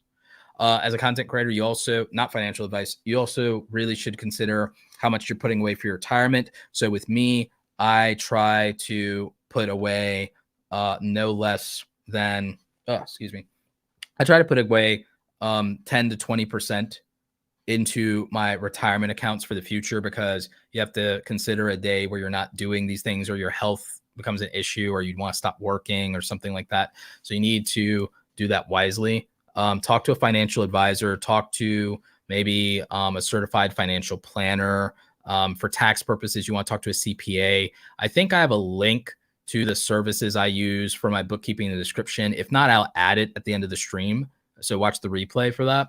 And of course, I will do my annual video on YouTube taxes that I typically do fairly soon. But again, let's talk about some of these different types of videos that pay more.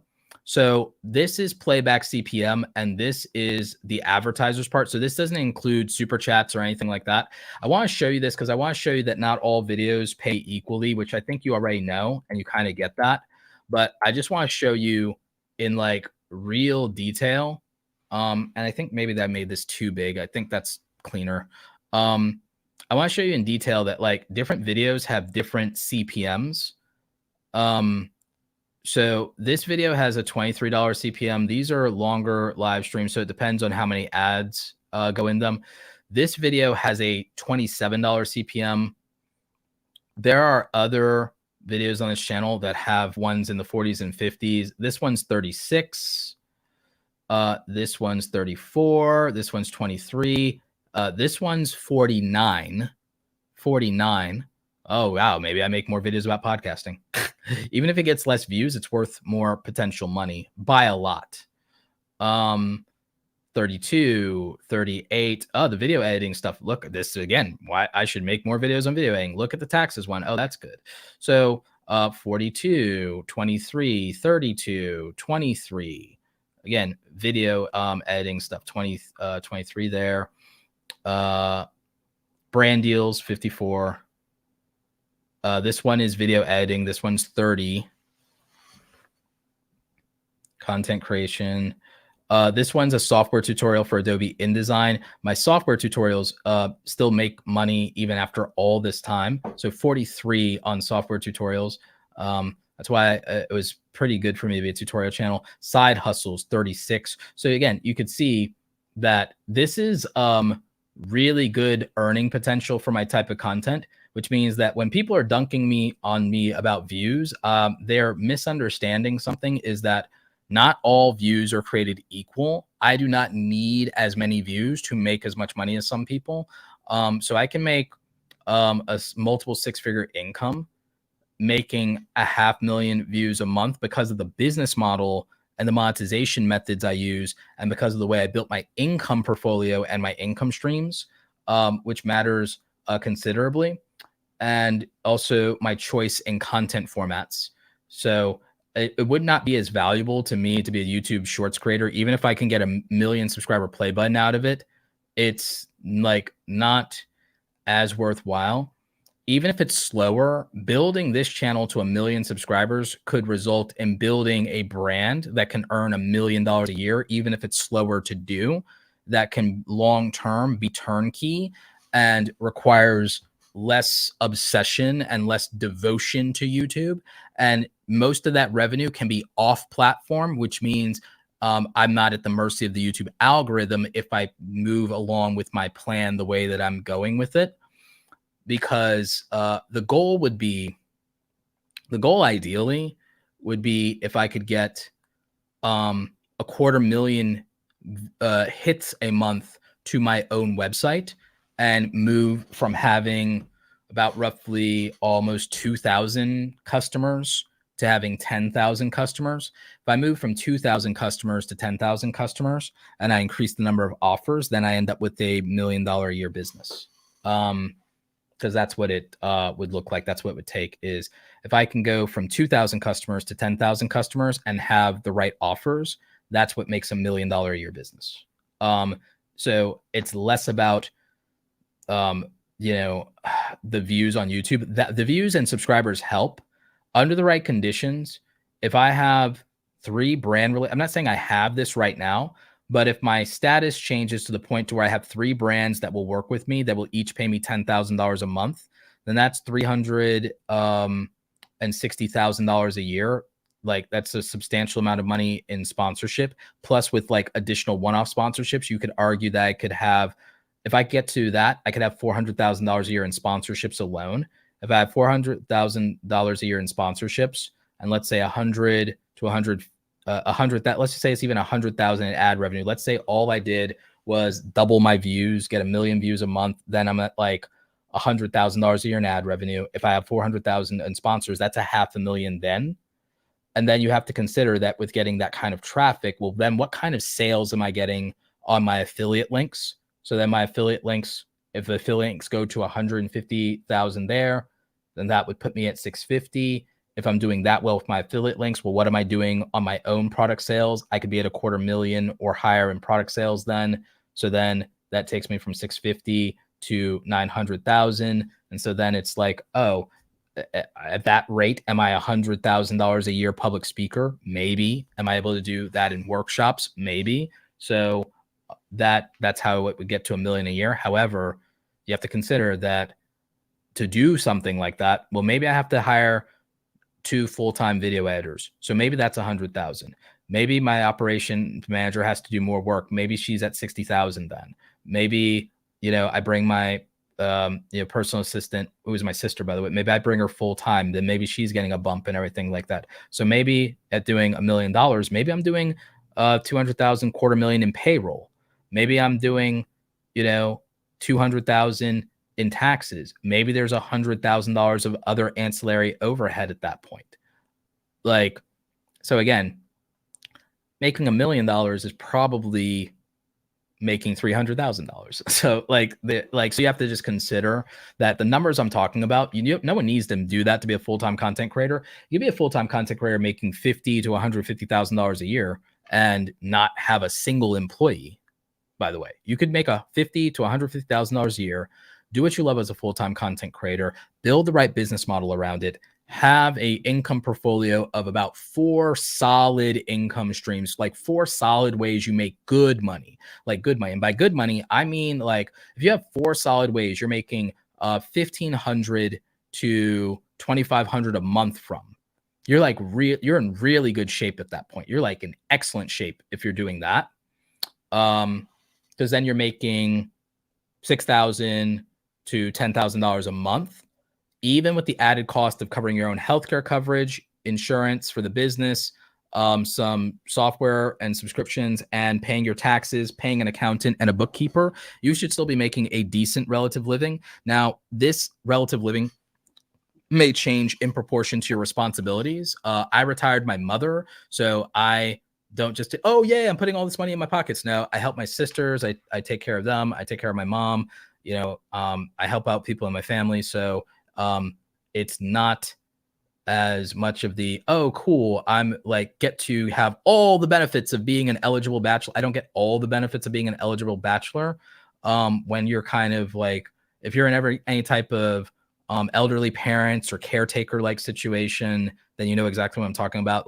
It does eat up money, and you have to, and health care insurance in this country is wildly expensive for private healthcare coverage.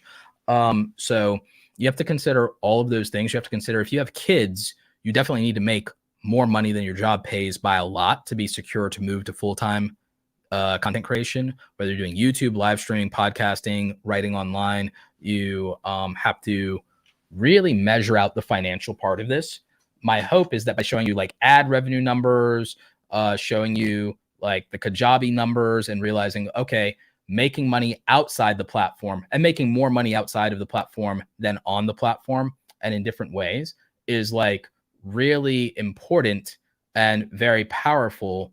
And that having enough offers to where you can have days where you can do outside of YouTube, you can cash flow to $1,000 days and stuff like that. If you can make that work and make it much more sustainable, it could be more powerful. And then YouTube is then just a traffic source. And if YouTube is just a traffic source, then you're safer, because then you are not at the mercy of an algorithm and rules you don't control. So choosing your monetization method wisely and not entirely relying on this is good.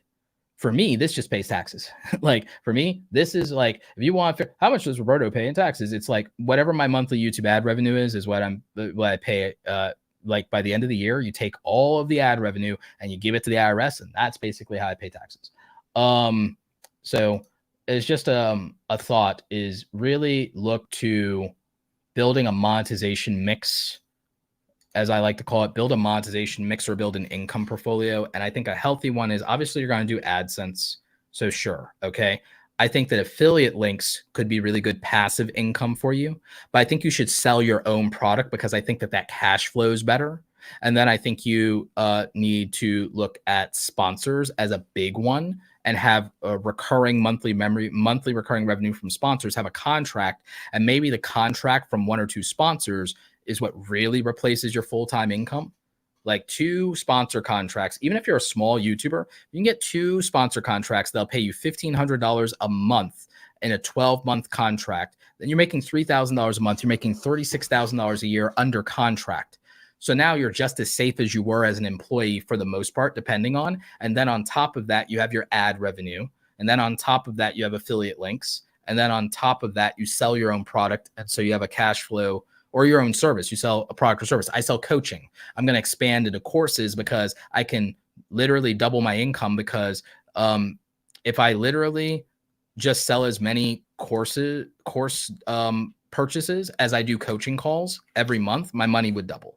So that would be all I need to do. And it probably scales more, because then it's not a time delay burden with me, because I only have so many calls I can schedule in a week to not burn out or anything like that. So like I have a limited capacity for calls, but if I do a course, then, and the course is a little cheaper than the calls, then it balances out. And then I have a way to double or triple the income proportionately. So selling your own product could help a lot of you.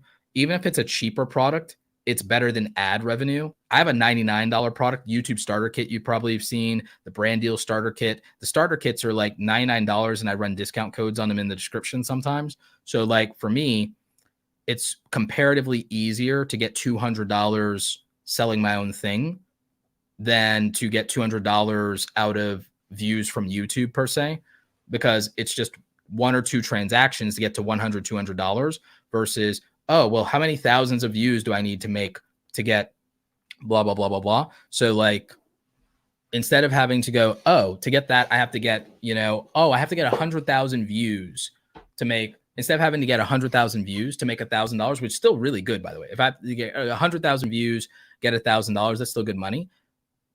Getting 10 sales and getting $1,000, getting 2 or 3 sales for coaching calls and getting $2,000 is better, because it's just less people to serve to get the same outcome. Remember what I said about business is the real trick in business is get more with less is how success is like working. Like get more from less. Like, so that's something, that I look at.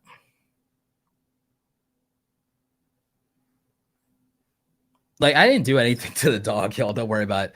I just like, kept her preoccupied. Dogs are really easy. If you just give them a treat or a chew toy, they'll quiet down. They'll gentle down a little bit. So let's see. Appreciate you, Dio. Let me see if there's more super chats. Hi, Roberto. What's your take on AI, since that's kind of a hot topic right now? Lots of love from Malaysia. AI. AI can actually help you a lot with some content in ways you may have not considered. Some of you should be using the YouTube community tab more, and you could use ChatGPT and AI and like figure out polls that you should run for your YouTube community tab. You could use it to figure out content you could write to encourage your audience to do more stuff and to buy your merchandise or your products and put that in the YouTube community tab. You could schedule posts in the YouTube community tab. So you should be using the YouTube community tab every week. If not every day, you should use it every week. It's just another content tool, and it's a way to promote your YouTube channel. It costs you $0. You can use AI and ChatGPT for that. Use AI and ChatGPT to make titles for your YouTube videos more effectively, descriptions. You could use it for keyword research. You can use it to actually come up with questions for your podcast. You could use it to write an outline for your live stream. You could use it to write an outline for your live stream, so you have points and topics, and you have a flow to your live stream and reference notes. Yeah, there's a lot you can do with AI. And that's just for ChatGPT for text. When it comes to images and graphics and things you could use for your branding, you could make graphics that you could then post to your community tab, get more content out of that. You could use it for YouTube thumbnails. You can use it for thumbnail layouts and design.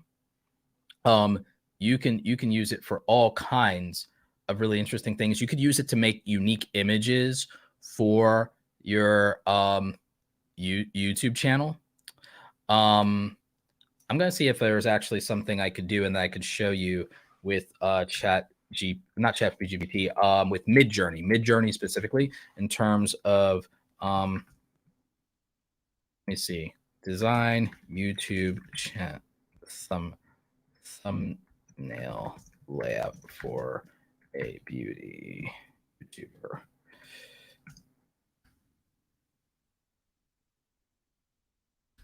Like, I'm going to see if I can actually use it to generate, because the thing is, I don't think you should maybe use MidJourney entirely or rely on it entirely to make your entire YouTube thumbnail, but I think you should use it to make assets for your YouTube thumbnail or layouts for your YouTube thumbnail that could help you figure out better poses, that could help you come up with better poses, text layout, lighting ideas, and then that could actually result in you making a better thumbnail than you would come up with on your own.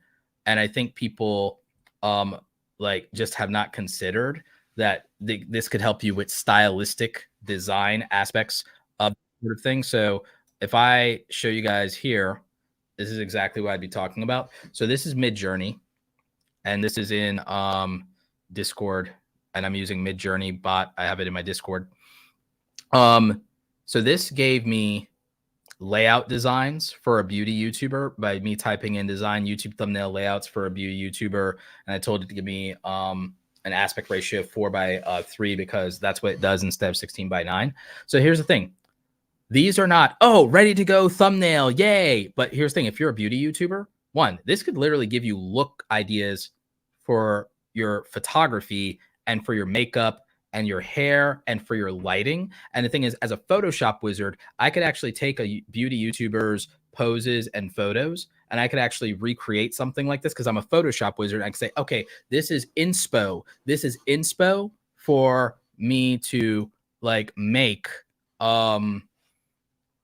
these thumbnails or to make these backgrounds or to use these color palettes, and like, aha, now I have these interesting, unique color palettes. A beauty YouTuber could even put something in here and come up with interesting looks themselves. And this is just a beauty. This is just, I used beauty as an example. I could do the same thing with tech. I could do the same thing with product review, and it could give me poses. Cause like if I go and I type the same thing and I decide to do it for a product review YouTube channel, it could say, okay, this is how I should pose with the empty boxes and stuff like that. So if I go imagine prompt and I do this, and then I go for a unboxing tech YouTuber, and MidJourney will generate that. This is something that I don't think, see, I really was saving this example for a video that I want to make. Like there's a video I want to make about this exact thing. So you're getting kind of a sneak peek. This is kind of a spoiler, but like this is a trick that more people could use. And again, it's not always going to be perfect, but again, it's not about, because like a lot of people are looking for the shortcut of, oh, I want it done for me, versus using it as a tool to help me think about how to make things that are better than I'm currently making.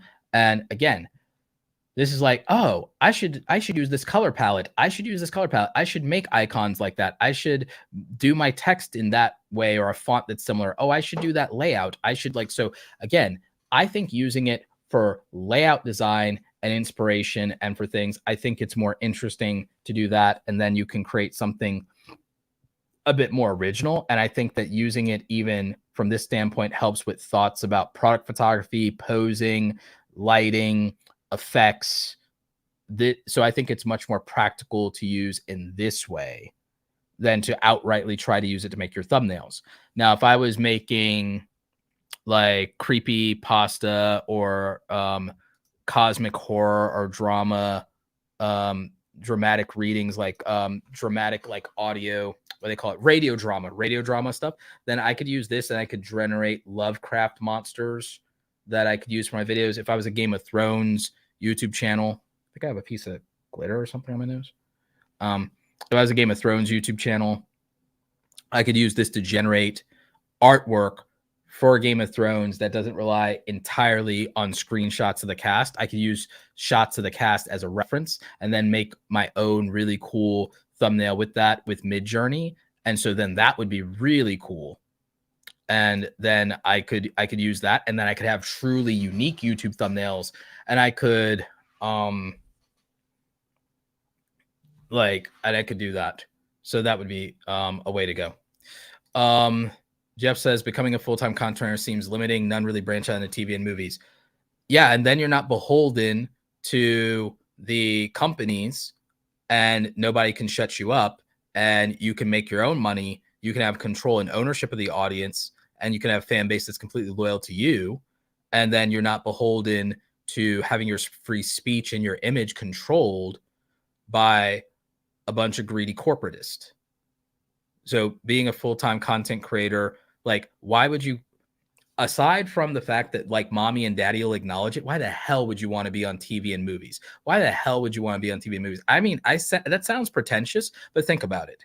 Think about it. And they're not more talented necessarily as actors and actresses, yes, but not as like news people, for example. What are you doing? You're getting talking points and research someone else did, lights that somebody else set up, camera, hair, and makeup that somebody else did, reading lines that somebody else did, and lines that were approved by your corporate overlords. Okay. Versus someone like Philip DeFranco, who's the other guy, like Tim Pool, whoever your favorite newscaster on YouTube is. The big ones are Philip DeFranco, Tim Pool. I wouldn't call him a newscaster, but Joe Rogan as a commentator. Those people have freedom. Those people have freedom. They don't have to read the approved talking points. They don't have to trot the company line, and no one can fire them. So like, oh, branch out into TVs and movies and everything like that. Like, why? Why? Like, name somebody under 30 that actually still watches TV. Like, most of the people I know, when they go to a hotel, they don't even turn on the TV, yet they still watch videos on their phone. And if they use the TV, they're beaming the content from their phone to the TV. And like, no one watches like TV. They watch the internet on their TV. Like, most of the news channels, historically low ratings. Most of the TV shows canceled after 1 or 2 seasons. Why? Because there are people who are free to make whatever the hell they want that exist on the internet.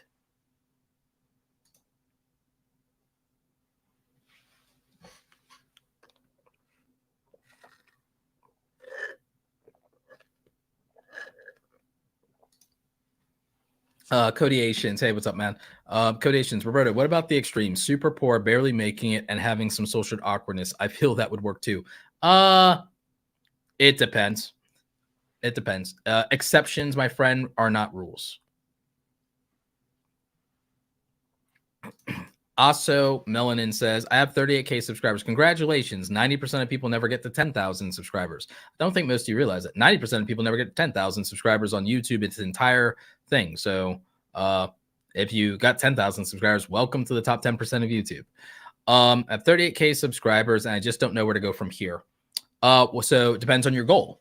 Do you want 100,000 subscribers? If you want 100,000 subscribers, I'm going to tell you how to get. So if you're stuck like this creator, and you have like 20,000, 30,000, 40,000 subscribers, I'm going to tell you how to get to 100,000 subscribers. Now, it depends on whether anyone in your niche has ever gotten to 100,000 subscribers, so take this with a grain of salt. Find the videos in your analytics like I showed you. Find the videos in your analytics. Let me bring this up. So here's how you get to 100,000 subscribers. But you have to actually be capable to do this. So again, you have to take this with somewhat of a grain of salt. So what you have to identify, you have to go to probably, I'd say, the lifetime of your channel for most of you. And then you have to go to the metric subscribers.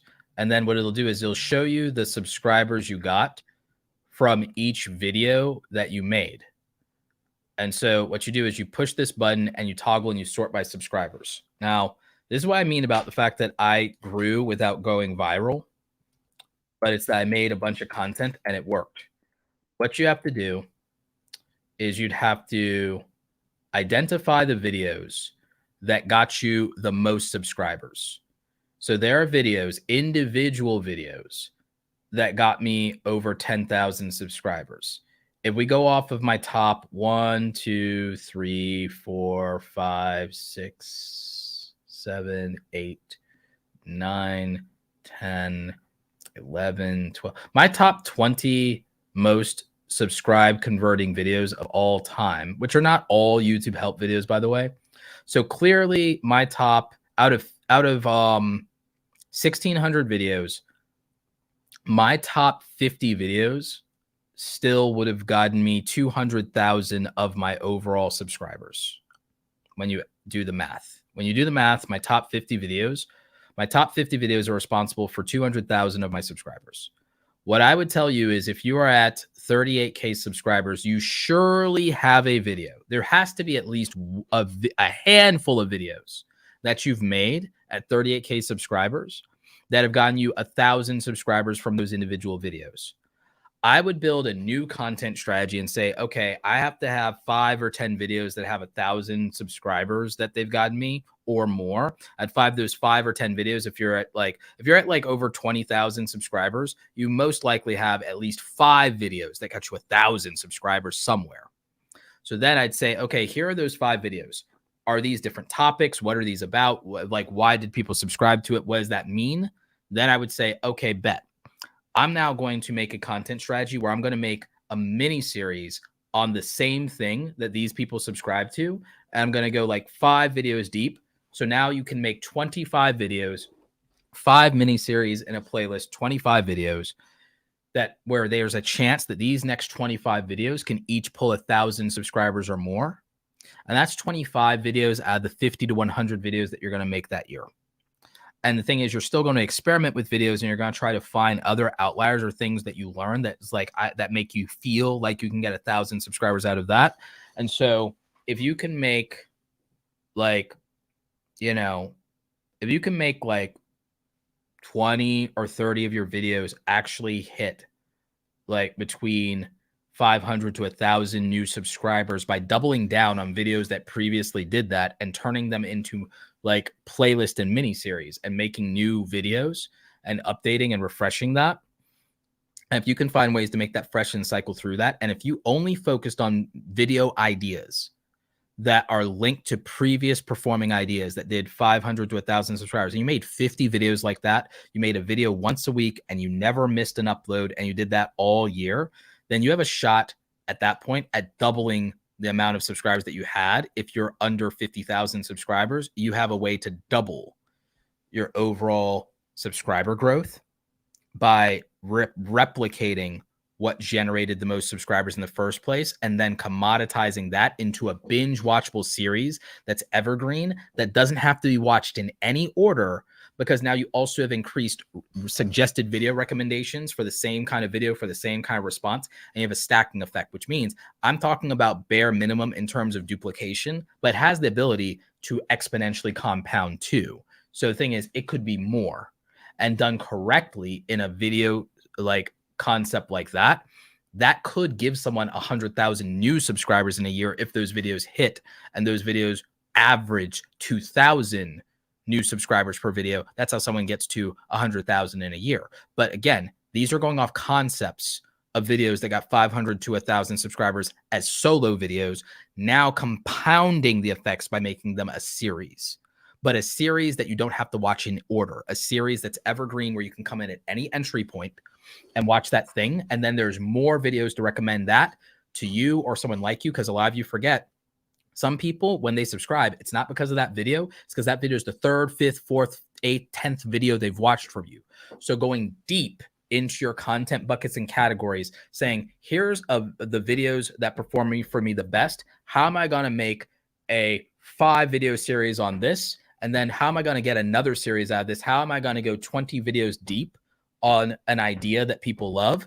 And do I have 5 ideas like that? So then by the time you make 100 videos out of proven performers, that's how you're going to, because again, remember, I'm showing you the top 50 videos of my channel of all time, right? So if the top 50 videos of my channel of all time all got a minimum of 1,500 subscribers all the way up to 15,000 subscribers, that's kind of the point that I'm making, is that if you have a baseline for something like that then literally YouTube channels have been grown to 100,000, let alone 1 million subscribers off of their 50 best videos. Now, how many videos do you have to make to get your 50 best videos? Well, for me, I had to make over 1,000. So it depends on your talent, your time, your training, your tech stack. Those things determine how long it takes to get there sometimes, or the topic that you're in could be popular at a certain point versus unpopular at a different point. So you could add trends to that equation, and that would matter. So I hope that answers also Minilin's question. I hope that answers potentially anybody else's question when it comes to growth.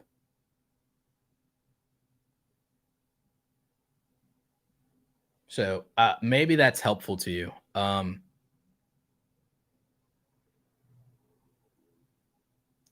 Patrick Sterling says, I could very well hit a 50-50 split this year between my day job and YouTube channel, a steady climb to get there and still so much to be done. Absolutely.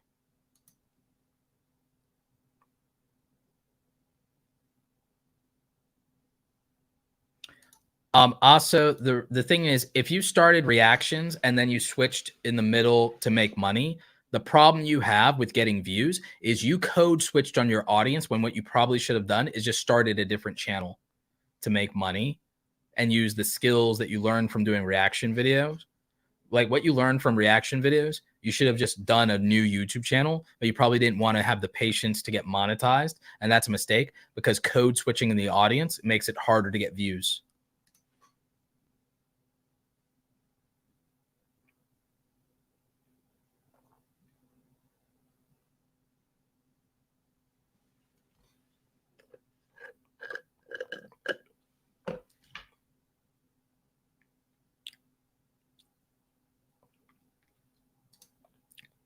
Yeah, no problem, Jenny Lay.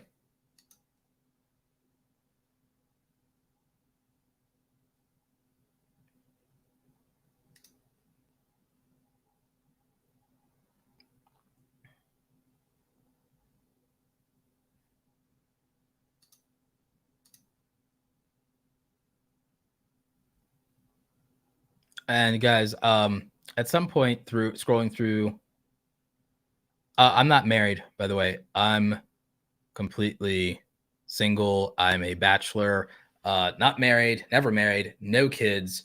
Would like to change that at some point here in the future. You'd think it'd be a little easier being successful, but what you don't account for is that being successful takes up time, and people tend to like attention and being a priority. So it's like, so finding a girl, settling down, and having kids is actually harder than it looks when you're successful because people do not account for how much of your life becomes building that success. It took me 10 years to stop being broke. Like it took me a long time to be successful, make this money, become a homeowner, build my income levels, then streamline the entire process to not have it take over my entire life, get back the beginnings of having any kind of free time. And then we had to go through 3 years of an agonizing pandemic on top of all of that, that killed people's motivation, made me depressed for 3 years. Like, so it's, so I'm not married. I don't have any kids, but I would like to be. And it's actually considerably harder. Believe it or not, it's actually harder to accomplish that when you're a public figure because you then have to vet people a lot more carefully in your life, period. Even with your friendships, you have to make sure people aren't using you for anything. And then you have to be very thoughtful and guarded, even with family, when it comes to money and finances and whether or not they're taking advantage of a situation or taking you for granted or trying to, commoditize your relationship. And so you have to be very thoughtful about these things. And you need to figure out making everything in your life work together and be right sizing your life anyway. So like for me, like, again, part of what that looks like is I'm very thoughtful about all these things. And the grass is always greener on the other side because you don't account for all the crap it takes to make it green. So, so that's what I would say about that.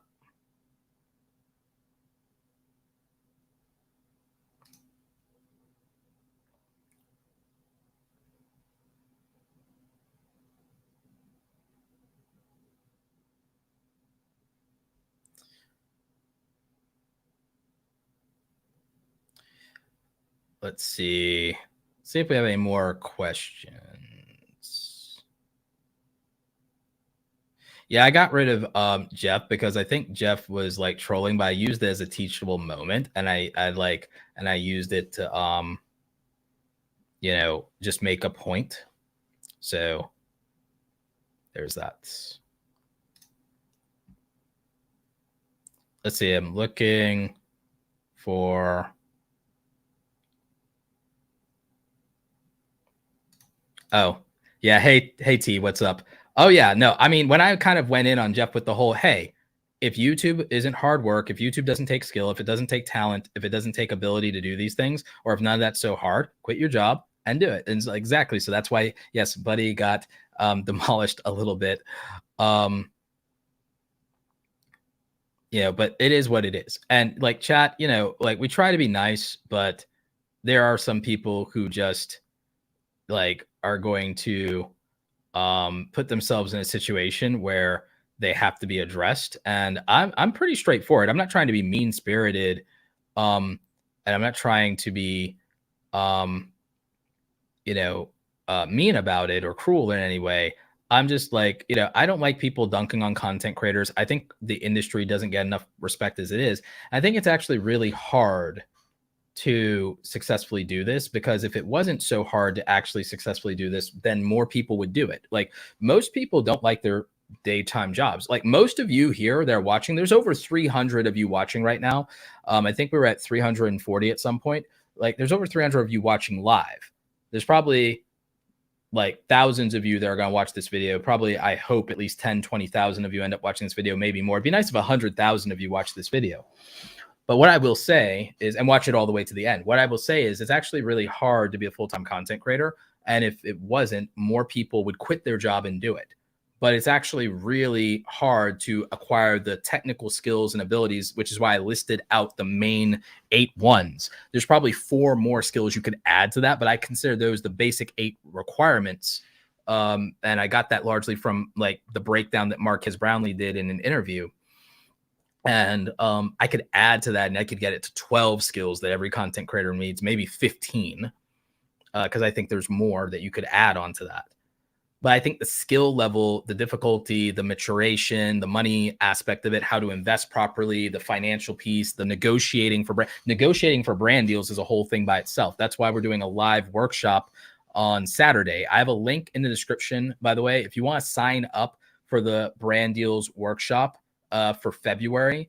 That's going to be available. If this is not February anymore and it's after the 25th and you're watching this replay, when we have the next workshop, I'll link to that one. The next workshop for brand deals will probably be after I release my course. And so when that's out, I will link to the live workshop that we do next time and to the course when there's a course available for that. So probably closer to the summer, we'll do the spring workshop. Then we'll probably do a summer workshop. And then we'll probably do a winter workshop, because fall, I'm doing public speaking. So that's the workshop update, but that'll be linked in the description down below for anyone who wants any of those products related to sponsorship. But sponsorship's a huge deal. Sponsorship is how most people go full time as a content creator. And it's actually really hard to learn if you've never negotiated a salary, let alone been a freelancer. It's very hard to negotiate and navigate the contracts for your brand deals. You got to make sure that you get paid on time. You got to, in many cases, put together a media kit. And that could be, for many of you, a challenge. Or you may not really know, well, what should even be in it. I often share my media kit from 2019. I haven't released my 2023 media kit yet, actually, but my 2019 media kit, I make that public and people can see that, and I have that all over the internet. It's in interviews and things all the time.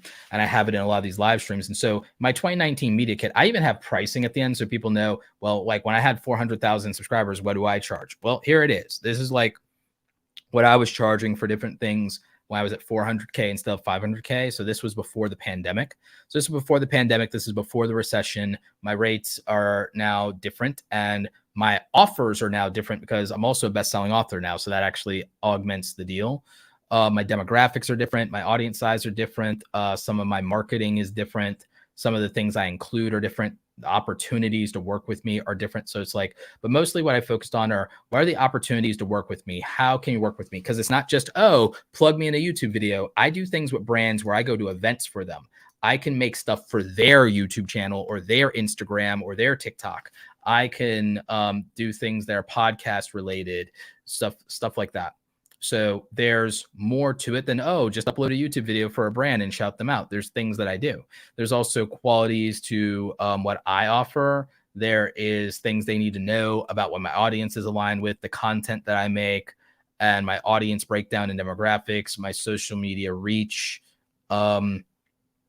the reputation of who I've worked with in the past, knowing like, hey, these are some of the biggest brands that I've worked with. Some of these are household names.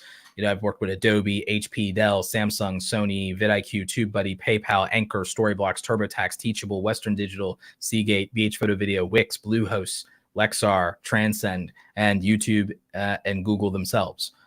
So it's things like that. Packages, exclusivity, this thing, that thing, access to my email list, and then contact info and social media handles. So, you know, I have a more robust media kit for 2023. I have not revealed that yet. But this just gives you an example of, okay, just even knowing that stuff is beyond most people and it's over their heads. So one of the things I did was, okay, I made the brand deal starter kit. Tells you how to outreach to brands, and it gives you 2 sample media kits. So if you're not a graphic designer, you can still make something just like this, and you can use that in your pitching to brands. I have some pricing details and guides for you in the brand deal starter kit. That thing's like $99. It's linked in the description. But I have a live workshop happening February 25th, this Saturday, where it's a 90-minute workshop, plus we're doing Q&A. I do a full presentation. I walk you through every process of getting your first brand deals, charging more, negotiating your contracts. Me and my co-host, Andy Rivera, me and her might even do a role play on pitching a brand so that you kind of get a sense of negotiating and pitching. And so we put all this stuff together. And I'm also getting you like things like email swipe files so that like I've written the outreach to brands for you. So again, I'm doing a paid workshop this weekend. If you want to do that, links in the description. If it's not February more in the replay, then if you missed the spring workshop, we'll have another workshop in summer. We'll also have a course for you. And of course, you can always get the starter kit. So again, I know that some of you, oh God, I hate sales pitches, but it's like, it's more of a, here is something that I'm offering you, which actually leads me to another segment for today on being a full-time content creator. So this is my Kajabi dashboard, and this is the revenue for the last 28 days or 30 days for Awesome Creator Academy. And so breaking down things like, okay, workshops, one-on-one coaching, different versions of membership, different offers with the brand deal starter kit, other offers. Off platform revenue for the month is at like 14K. So if you can make, and that's not counting my affiliate stuff. If I log into my best affiliate thing, which is TubeBuddy, I'll just like log into that real quick into my affiliate dashboard. With TubeBuddy, I usually do like $4,000 a month now. It used to be more, but we're in a recession. We're in a recession because it used to be more, but I do pretty well with TubeBuddy. And I have a bunch of other affiliate programs that I do that make me money on a recurring basis, usually monthly. With TubeBuddy, I think it's $4,000 a month recurring revenue. So when you look at the ability to really do really strong on affiliate links combined with your own product sales, and that's all off of platform, then you know you have like a really good business model that says, hey, if advertisers aren't popping on YouTube or I get demonetized, oh, it's not the end of the world. And that gives you a little bit more liberty with saying, okay, I'll do my content my way, or I won't worry about this, or I won't worry about that.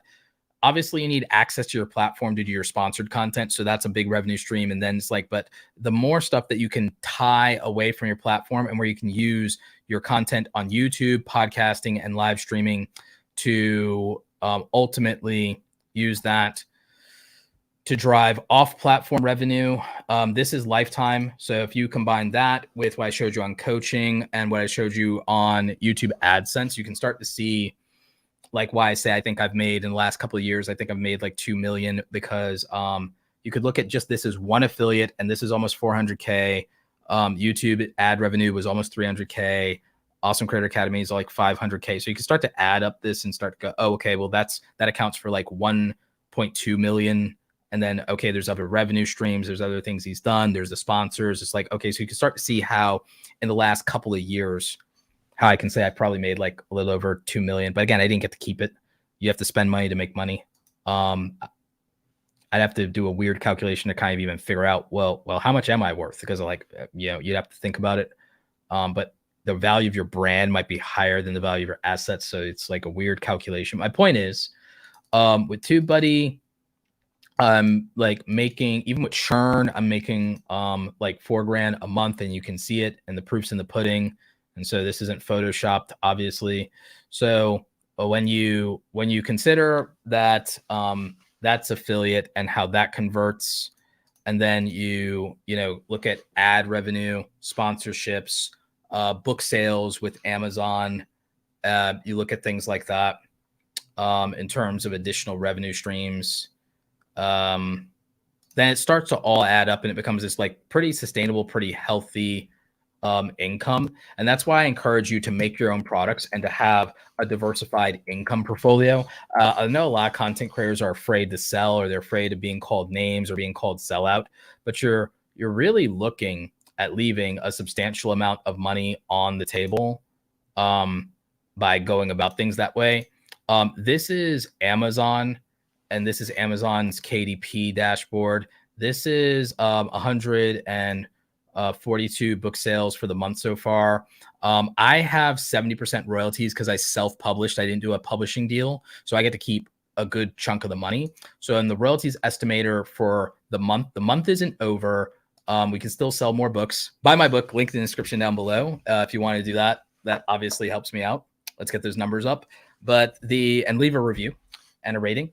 But with that, we know that I can make well over $1,000 this month from book sales, and it's a short month. So that's another income stream. My goal eventually is to market this book more by going on other podcasts. So if I go on other podcasts and I get this number to double for the month, and I get this to like, let's say I get this to like 350 books a month. If I get to 350 books a month, then I know that from an income standpoint that I'm doing about $2,000 in book sales at that point a month, which then starts to get significant and to where it starts to get equivalent to ad revenue, but it requires less people to accomplish. If I can get to more than that, if I get to like 500, 600 book sales a month, then it starts to challenge and rival ad revenue. And so that's like actually a really cool thing, and it requires less people to accomplish that. So that's just a thought. Let's say that I get 10,000 book sales a year. Let's say I have 10,000 true fans every year out of like growing a certain amount of people. Let's say I get 10,000 of them to support my book every year that my book exists in one form or another. And that's on my first book. I'm writing the second one. It's almost done. It'll be out next year. Then 10,000 true fans that buy my $15, $10 book, either paperback, Kindle, hardcover, whatever. I don't even have the audiobook yet. That'll happen later this year. If I can get 10,000 true fans to buy a book from me every time I release a book, then that's $60,000 plus in sales for me if I can get them to buy one copy of my book. If I get them to buy a Kindle or physical book and they still buy an audiobook from me, then I'm going to be at every book. Then definitely with 10,000 true fans, every book gets me to $100,000 every time I publish a book. So that's assuming that I don't exceed 10,000 true fans. If I get more fans over time cumulative than that, then it starts to add up, as you can tell. And so far I've sold 2,000 books. So like once you get to that 10,000 number, that I think is like, if you want to make a living as a writer per se, if you want to make a living as a writer, then I think that what you need is like to have the ability to get like to some degree to get like 10,000 true fans who support you. And so they'll support your writing on Substack. They'll help you grow on Twitter and LinkedIn with your writing. Maybe they'll subscribe to your YouTube channel because you maybe do some stuff for them on YouTube, or you talk to them about the same topics by doing YouTube. I would recommend if you're a writer, do a podcast. If you're a writer, do a YouTube channel that's also a podcast, right? So this is how you make a full-time content, like living as a content creator if you're a writer. If you're a writer, look into podcasting and public speaking. So publishing, podcasting, and public speaking is a trifecta for you. If you're a writer, publishing your own books and podcasting and public speaking, that's your trifecta for your business model. The podcast can generate ad revenue, donations through live streams, super chats if you do live streams, and you also can do sponsors, and you can also market and sell your own products. And you also build a portfolio that helps you become a public speaker. You become a public speaker, you get paid for that. You can sell your books. The conference might buy copies of your books as well. So then that helps you out. And with your podcast, you have a platform for your book. With your speaking, you have a platform for your book. And so with all of that, it's this thing that just feeds each other in a cycle. And with that, you could get to a place to where you have like, these 10,000 true fans that always support you. So your book's always a bestseller. You are making substantial money, and you could definitely get to $100,000 a year between ad revenue from a podcast, multiple book sales. You to start to stack this up, it's better to have like 3 books, at least 3 books or more, have them in all formats: paperback, Kindle, hardcover, and audiobook. Then you have a group of people at that 10,000, like maybe 1,000 of them will be hardcore collectors. So they'll buy one of everything. And so then you have a lot of opportunity with that. And that scales a business. You use the books. You also use the books to grow an email list. Now you're not beholden to social media and platforms. Podcast is already mass distribution. You sell your books, you always use your Amazon affiliate link. So you double dip and you make a little bit more money. You get a couple more cents out of it. So like maybe for every book sale with the Amazon affiliate link, maybe you get another 80 cents per book on top of your $6 and change in royalties. So now you're getting $7 to $8 on that. You use your Amazon affiliate link for the audiobook. Then you're getting bigger bounties on the audiobook signups with Audible with that. So then you're getting more than the book sale would have been. And so then you're doing really good with the audiobook side. Podcast audience will buy audiobooks, et cetera, et cetera, et cetera. So you can see how that becomes a really good business model of podcasting, publishing, public speaking. And that's a good trifecta, and how it gives you ad revenue, donations, memberships, book sales, possible merchandise, sponsorships, and the list goes on. Public speaking fees. If you're a coach, definitely gives you coaching clients if you're a coach. So you can see exactly why that's like a really strong approach. And that's also what I've been building. I've been public speaking longer than I've been doing either of those 2 other ones, but bringing back my podcast this year is a big deal. Publishing the audiobook and the second book is a priority. And so you can kind of see that, even beyond this main channel, you can see why I'm doing the things I'm doing that go even beyond this main channel, and how it would work, and how that could be a profitable strategy for building a business, marketing yourself, making income off platform. And then that off platform revenue protects you from algorithm, rule changes, monetization, advertisers, being beholden, protects your speech, all of those things. So just like really think about that. Another thing as a full-time content creator is to not romanticize a platform. Go to whatever platform is willing to pay you. Go to all the platforms willing to pay you, if anything. So I would say that matters quite a bit. And that makes things even more practical long-term in terms of scaling your income and knowing that it's a longer term income, because you can make money off of book royalties indefinitely. You can make money off book royalties indefinitely. So we have Mike. Thank you, Mike. And let me just clean this up. So Mike Nardi, thank you for the $10 Canadian.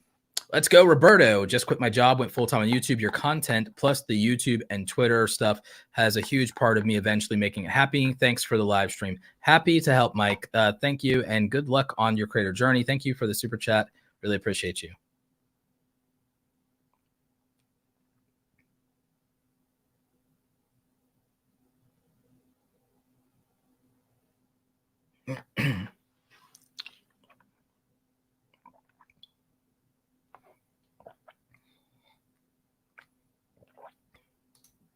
Paulo says, question, what advice would you give for music producers looking to work for content creators? So actually, if you're a music producer and you're looking to do work for content creators, what I would do is I might build a royalty-free music library that has at least like 100 songs that are royalty-free and have written licenses so that creators can do that without being copyright claimed or anything, and make it all high quality. And I would post it as a channel on YouTube. I would have a website and I'd have the license and I'd make it really easy. And by having 100 royalty-free, like copyright-free songs, it's your calling card, it's your business card to the YouTube community, and you could still monetize it on that music channel with ads.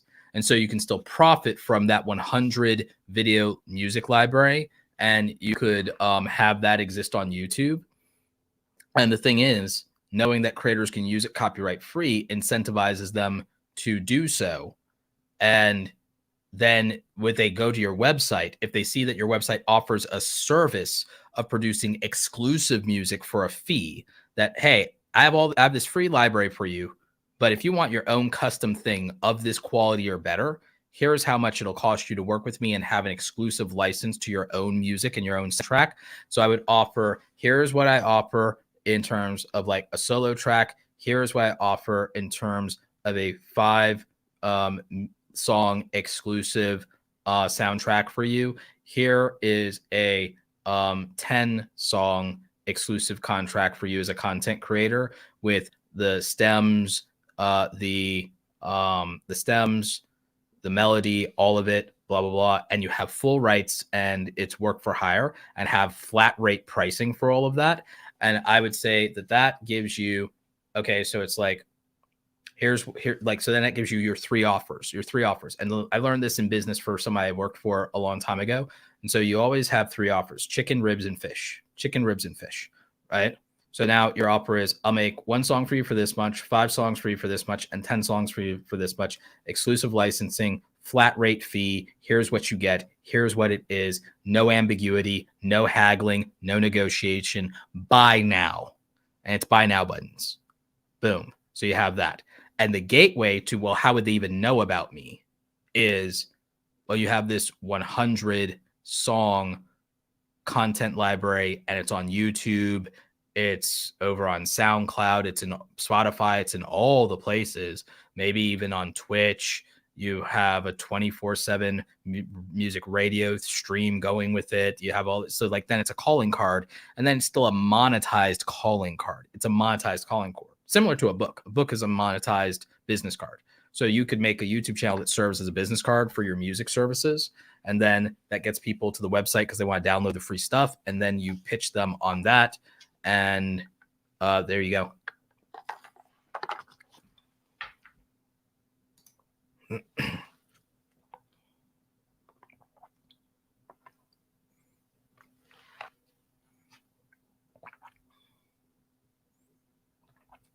Yeah. If you got that 4K subs in 2 years off of repurposed shorts, then that's actually really good because it didn't even require making new original content. So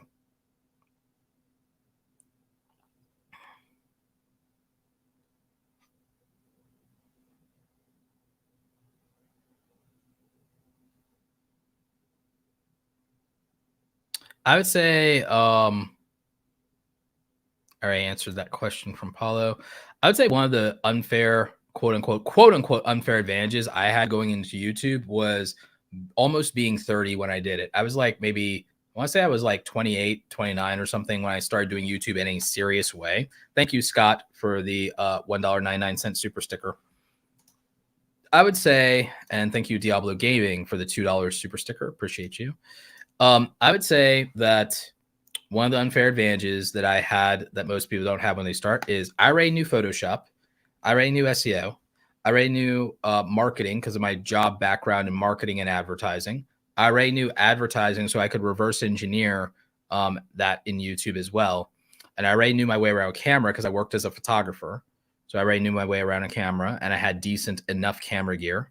So I felt like, okay, those might be some quote unquote unfair advantage. I literally already was a writer when I started doing it. So I was already a writer on top of that. I didn't have the public speaking chops, but I was articulate. So even if I didn't have the confidence and charisma and I wasn't a good speaker just yet, I was articulate. So I would say that being articulate is definitely an advantage. And I actually had been editing videos 5 years plus before YouTube ever existed anyway, since YouTube came out when I was 22 years old. So by that point, I'd already had, before I started taking YouTube seriously, I'd already been a video editing for years. So I was already a video editor. So I already had the skills of video editing, video production, lights, camera, audio. I already was a writer. I already had a vast knowledge base of things I could teach about.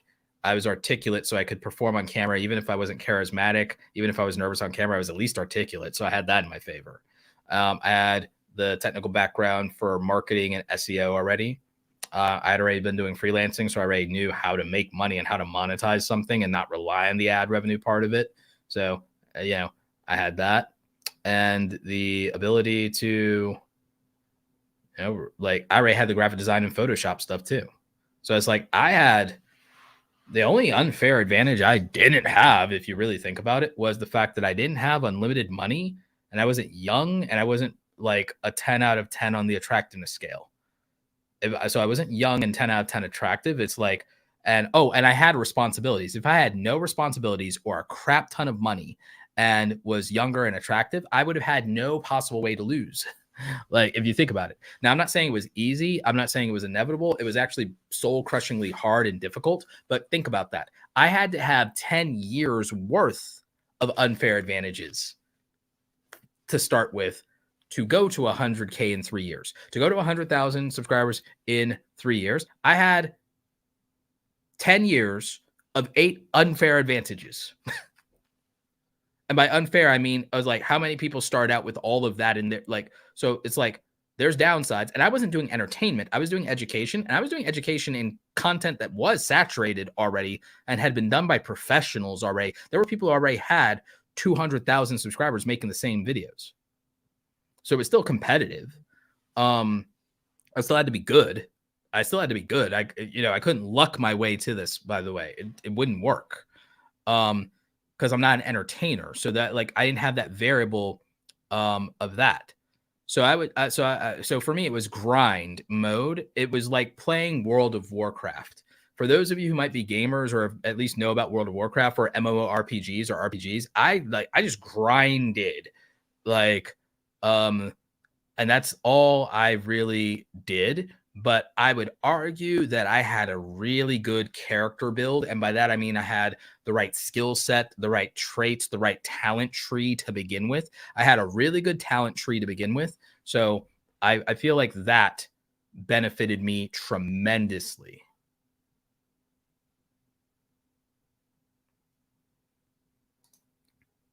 Oh, this is actually really cool. This is from a good friend of the channel, Malevolent Elephant. So how you doing, Curtis? So Malevolent Elephant says, I saw a video of a YouTuber named Sharon Danger, and I think I'm pronouncing it right, and who explores the ocean scuba diving. He has over 4 million subs. I think I've seen his videos. He has 330 million views from YouTube Shorts. And a couple of months ago, he only has made $19,000. Shaking my head. Yeah, see, this is what I mean. This is what I mean. Getting all those millions of subscribers, he'll probably become a 10 million subscriber YouTuber. And getting hundreds of millions of views, But because it's from YouTube Shorts, it's literally only worth $19,000. I, on the other hand, for $19,000, I think I only need 2 million views for that. I think I only need 2 million views. I need 2 million views to get $19,000. I think that's it. I think that's all I need. Like, cause like, let me see. Yeah, it's 2 million views. It's about roughly 2 million views or less. It's 2 million views or less on my channel to get the same amount of money as 330 million views from shorts. But that's the difference. Like, long form and live streams are infinitely more profitable than YouTube Shorts, and it's not even close. It's not even close. The RPM on YouTube Shorts is between 1 and 8 cents. I have a video I'm making about that, but that's the spoiler punchline. The spoiler punchline is the RPM on YouTube Shorts is between 1 and 8 cents RPM per 1,000 views. Per 1,000 views. That's not good. That's not good. So that's like and I told everyone it was going to be this. I said it's 1/100th of what you would make on a normal YouTube video. And I meant it. And no one wanted to believe me. No one wanted to believe me. I said this. I said that creators, hey, they're like, how much are we going to make on YouTube Shorts? I'm like, 1/100th of what you make on a normal video. And no one wanted to believe me because that's just so, I think, god-awful or embarrassing of amount of money for the effort that no one wanted to believe that that would be the truth. And I told them, and I pointed to all of my evidence. And I told them, and they said, oh, well, we'll wait and see. We'll see in February. I was like, yeah, I guess we will. And now we have all the screenshots on Twitter in all of my Twitter threads. And we know that that's what YouTube Shorts pays. It's like, geez, that's like, I mean, I know no one wanted to believe that because it's discouraging. No one wanted to believe that because it's discouraging. But I will tell you the truth, and I will show you data, and I will point to evidence. And even when I'm making a guess or a educated guess or an assumption, or I have a theory, I can back up that theory with like, here's why, and here's my reasoning, and here's my logic. And I will ask you, well, do you agree with my reasoning? Or what's my, and usually the problem is people are like, I don't have contrary evidence and I don't have a way to find a flaw in your reasoning. I just don't like believing that outcome. And I'm like, what the hell? So Codeations has a gaming channel. This proves another one of my points. Codeations has a gaming channel. He gets more views than I do and makes $874 a month, getting more views than I do. That same number of views would probably make me about $5,000 on that, since less than that does me about $4,000. Making that will get me about $5,000 to $6,000 right now. So like, that's the difference. And that's with the ad revenue, by the way, on my end, having a 30% recession dip, because my ad revenue is dipped 30% in terms of my RPM. My RPM is dipped 30% in the recession, and it's still that high. My RPM is still $12, and that's a 30% drop off. That's like a 30% drop off for me. And I'm not saying that to brag. I'm saying that to say this is how insane the difference is, depending on the niche that you're in, the type of content you make, whether it's long form or short form. These what country your viewers are in.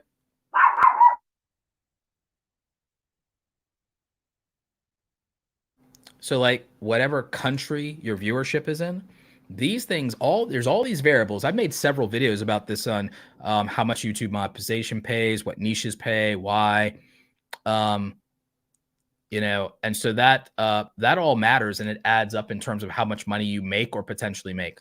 Heather Smith says, oh my God, what software are you using to transition between different camera angles? So actually it's hardware I'm using instead of software. What you can do this in StreamYard, which I'm using. Shout out to our friends at StreamYard for sponsoring my channel. But you could do this in StreamYard, but I'm doing this using hardware. I'm using the A10 Mini from Blackmagic, and I have my cheaper camera, and then I have my really fancy camera. And so that's what I'm doing. But you can do this with StreamYard, and they are one of our channel sponsors. So shout out to StreamYard. So our sponsors for the channel are TubeBuddy, Epidemic Sound, and StreamYard. And links are in the description down below. Actually, Epidemic Sound's renewing, but I'm just going to plug them anyway. They're not a sponsor currently, but they will be again, I hope. So I'm just gonna plug them anyway. But so they can thank me later for that. I need to make extra banners so that I have individual sponsor banners and stuff like that. So, but and actually here's one for like TubeBuddy and StreamYard. Here you go. So boom.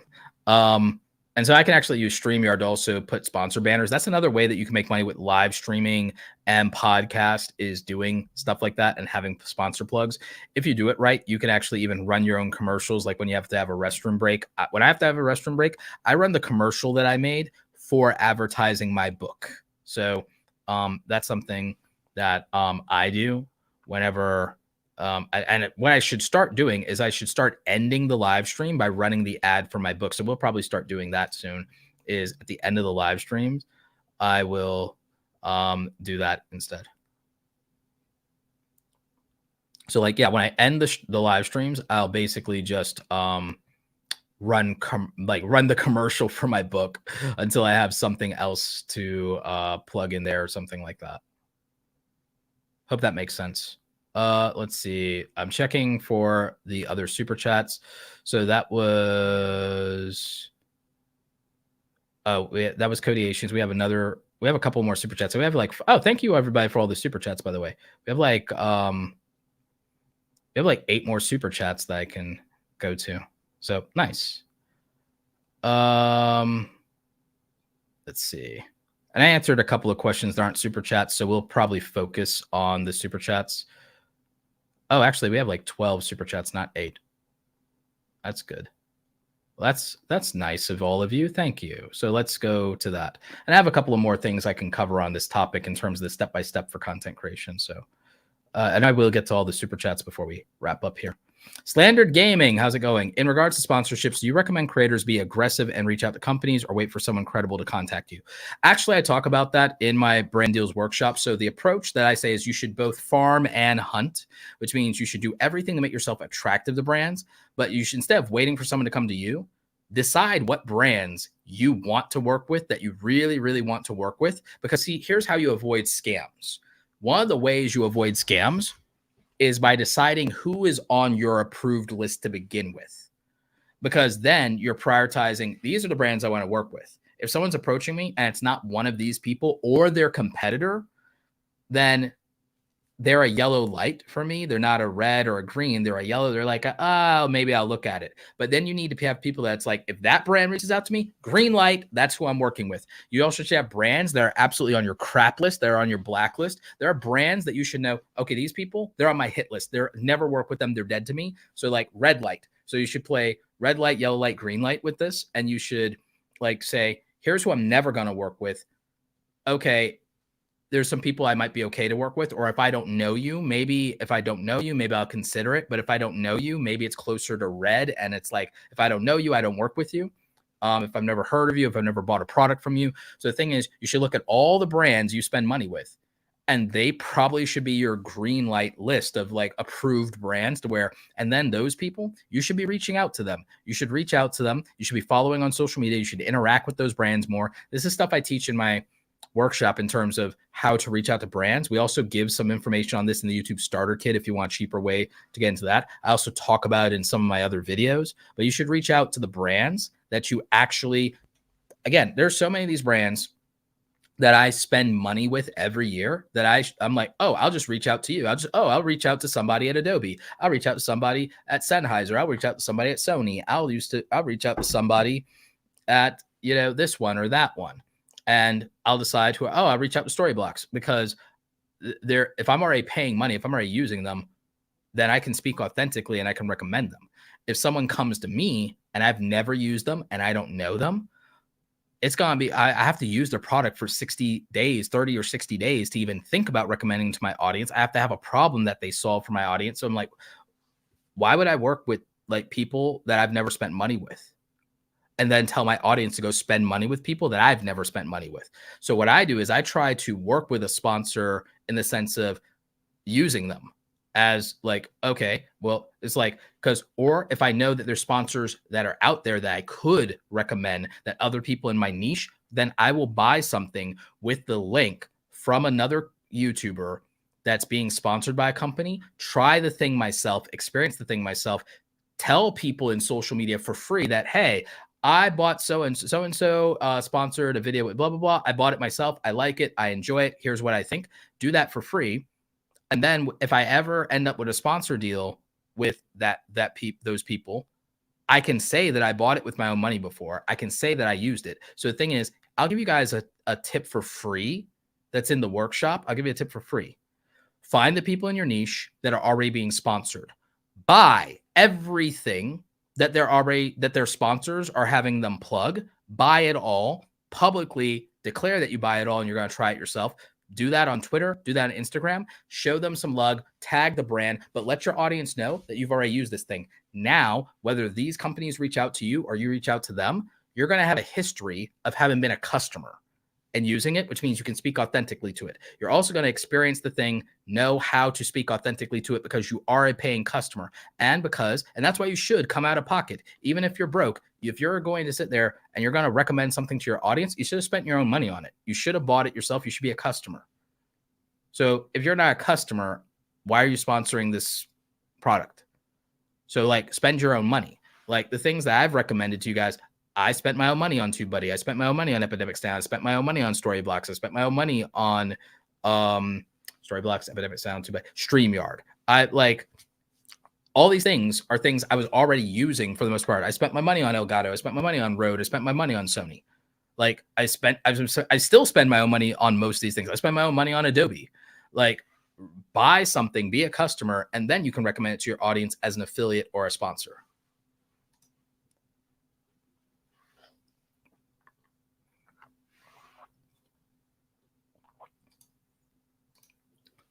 Ovis TV says, do you think it's viable to earn reasonable amount of money by uploading content from my Twitch streams to YouTube, well-edited content? Yes, plenty of people are doing it.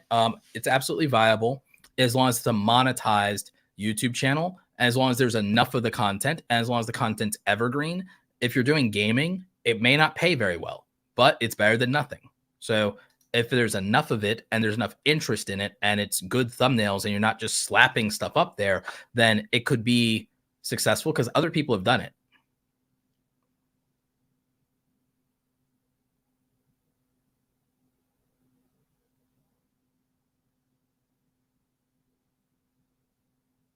So I would say that.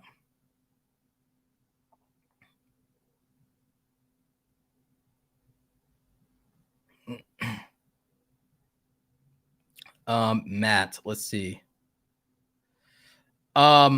Matt Lane Fitness, you make good content, my friend. You just need to improve on thumbnails and strategy. We've talked about this. I think you're doing fine because again, you did something correct to get to the subscribers you have. So everybody should consider that you don't suck if you have subscribers that are people who said yes to you.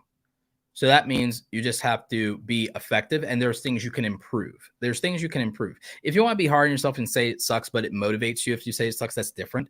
But I don't want people to internalize failures or shortcomings or inadequacies. You don't need to internalize it. You just need to improve. Don't internalize when you can improve. Don't internalize something and make it your identity when it could just be something that you're going to improve and work on. Like I sucked at everything when I started for the most part. Like as articulate as I am, if you go watch my oldest videos, I had no energy. I was low energy. I was very monotone. I was very dry. I wasn't very interesting at all. And then for all my vaunted Photoshop skills, I was kind of lazy about making some of my thumbnails and not others. So I wasn't even consistent in putting in effort all the time. And there are a lot of videos to where because my camera, I knew how to use a camera, but my camera, I was broke. So my camera kind of sucked. And so since my camera kind of sucked back in the day a little bit, sometimes it would get out of focus really easily. So some of my early videos have all these things where it drifts out of focus. Matt, the Elgato Lite doesn't require Wi-Fi, but it does utilize it. It doesn't require it, but it does for the control because the app lets you adjust things like the brightness, temperature, and color. So it does that. And so it's not that absolutely requires it, but you get more out of it with the Wi-Fi because the purpose of that is using the app to then control it.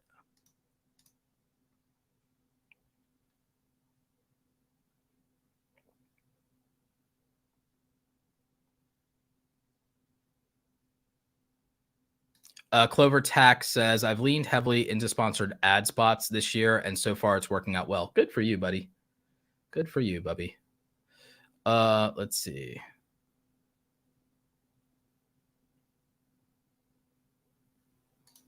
Yes, that it's good to see that I don't just make money from the YouTube videos. That's a part of it. Yes, because to be a full-time content creator, you can make it a lot more sustainable if you can siphon from the platform and give to yourself.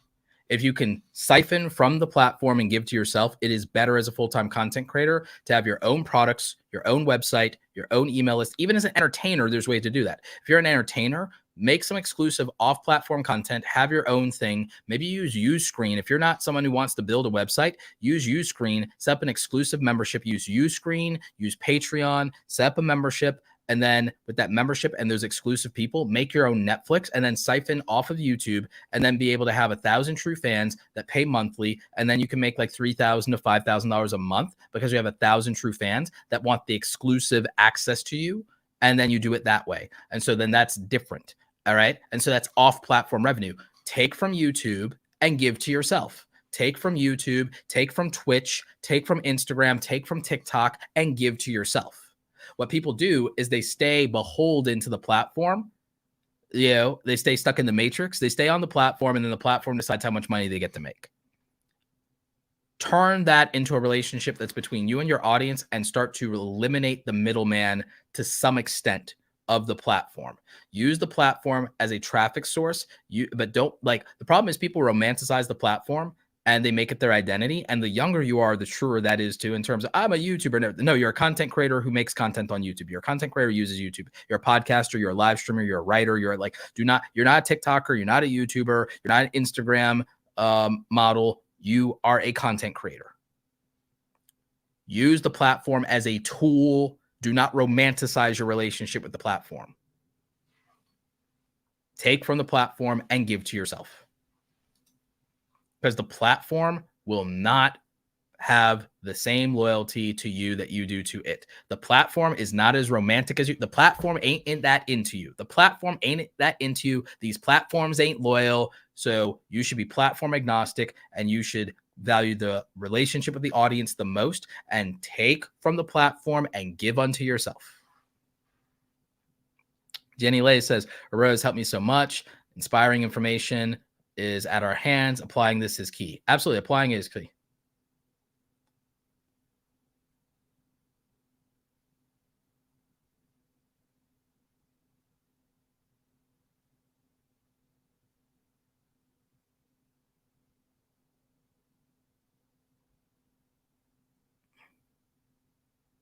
Let's see. We have a couple more super chats.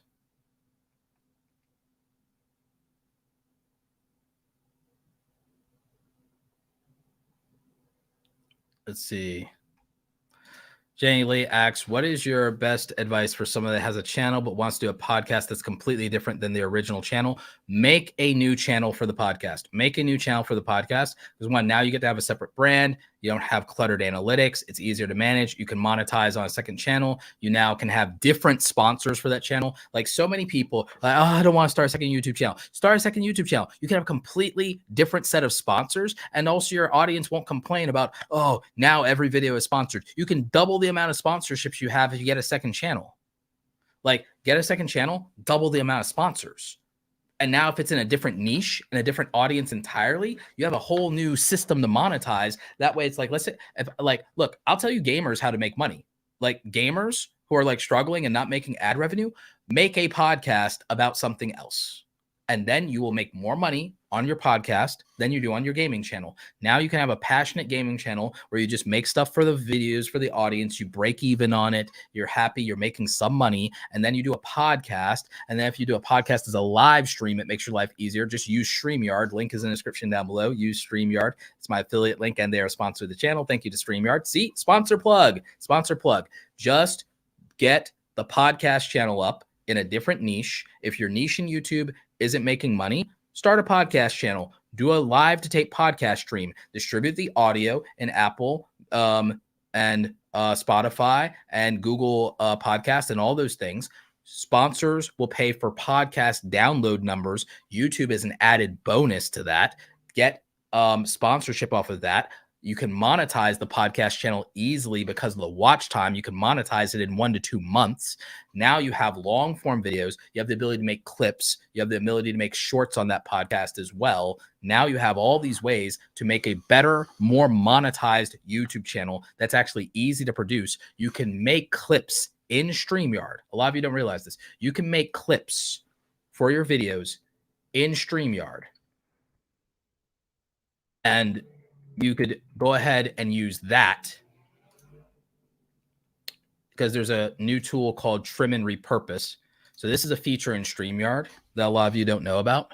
So you have this thing called Trim and Repurpose, and you can make things. You can make clips that are like regular 16:19 wide format. You can make the clips, and you can make YouTube shorts that are 9:16 vertical, and you can do that.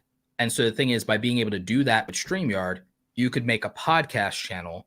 Now you have live to tape podcast that you're doing on and getting super chats or getting monetized or getting whatever. Then you have the clips. So you have regular video uploads to get multiple videos out a week. And then you have YouTube shorts to benefit from that to get more reach, get more subscribers. So it's like, it's a perfect format, right? And for somebody who does this, and let's say that their YouTube channel is in a niche that's not paying very well, all of a sudden they've got live streams that have the potential for super chats, super stickers, all those things. They have the ability to add multiple ad breaks to the replay of that podcast. They have clips now, and they can get ad revenue off that. And they have shorts that they can get ad revenue off of. And so a podcast is one of the smartest things as a secondary channel. And now you can have sponsors for that. And then it's sponsors that you can double dip on, because now it's not annoying the previous audience, and it can be completely different sponsors. So now you have even more monetization potential, a different revenue portfolio. And podcasting is growing. Podcast is growing. Whereas you think everything else is saturated in YouTube, which is not. But the thing is, in every different niche, there's not as many podcasts for every different niche or different thing, and allows you to explore a different passion. Now you don't have to be a multi-passionate creator trying to jam and cram everything into one bloody channel. You can now differentiate, diversify, and have better monetization. It's just everyone has to get over this. Oh, I don't want to manage two YouTube channels. It's like, it's not that difficult. Like, you could do it. You literally can just push a switch account button, and then, oh, there you go. You're in another YouTube channel. The setup for setting up another YouTube channel, it's going to take you a week.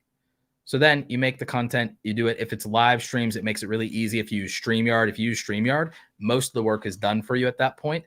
And so you can make it really good.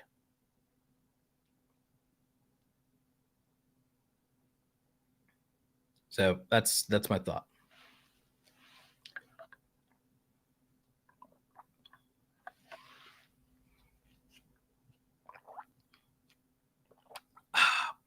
Let's see.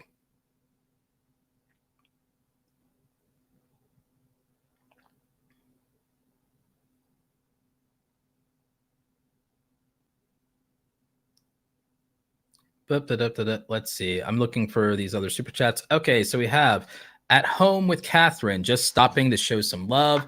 I'll watch the playback. Thanks, Roberto. Thank you, Catherine. Appreciate you.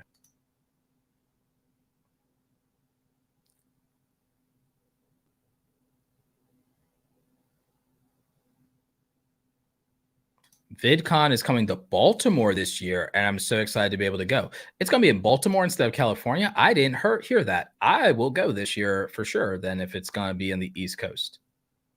Or is there just an East Coast version?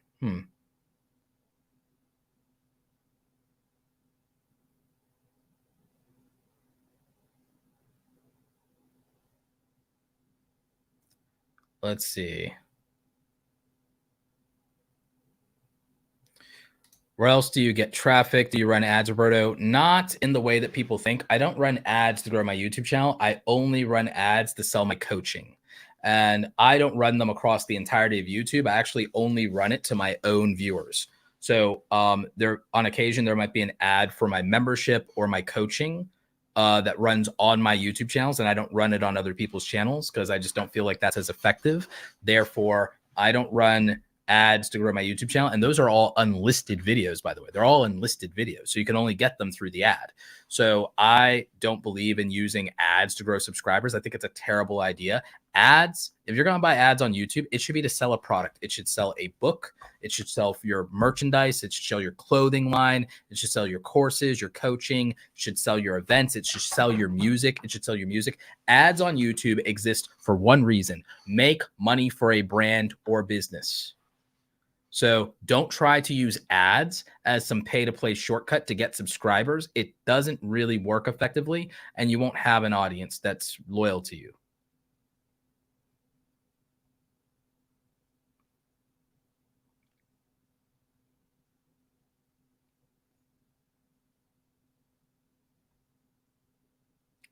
Let's see.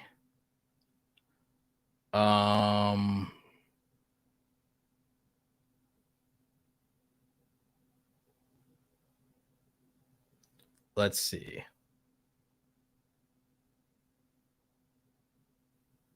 I'm looking for the other super chats. I just don't want to pass them.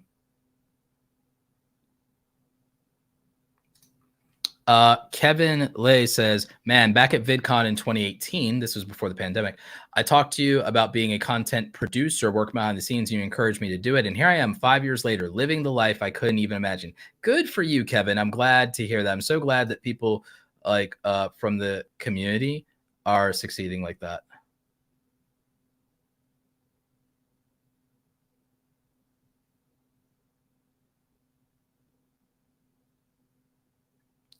Let's see.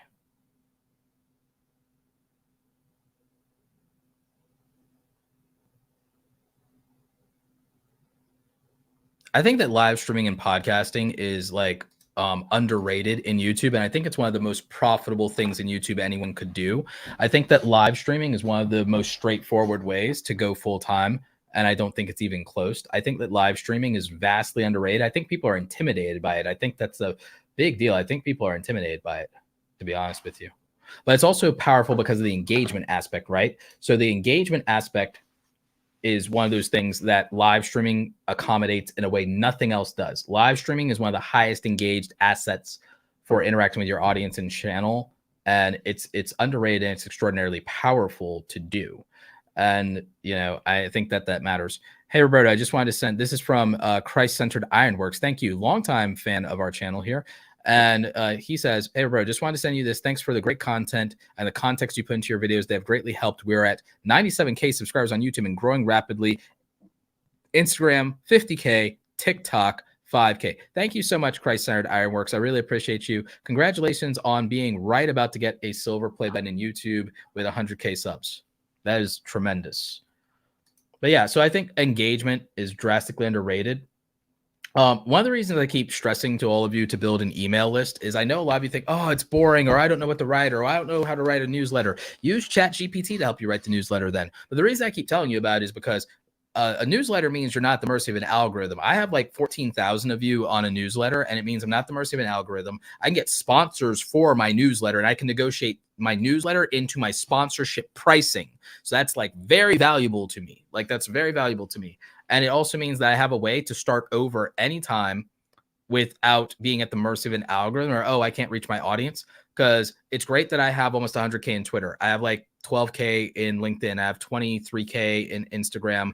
And so that's cool. That's great. And I have like almost 600K in YouTube. However, like the great thing is I have my own customer list of 2,000 customers in Kajabi in my dashboard. And I have like between my email list, I have like 14,000 people. So the thing is, I have a direct way to reach an audience, sell to an audience, market this to people, get another platform all the way up to 1,000 if I need it. I have the podcast and I have listeners on the podcast as well. So like, it could feel overwhelming. And yes, you build it up over time, but you should keep these things in mind and you should like use these as stepping stones. And like, you should not skip out on the idea and think for 1 minute that you don't need a newsletter and that you don't need the emails and that you don't need customers and a customer list. You need to own your own customer list, own your own database, own your own emails, and at some point really have your own product that you can sell so that you're not beholden to advertisers to make all of your money.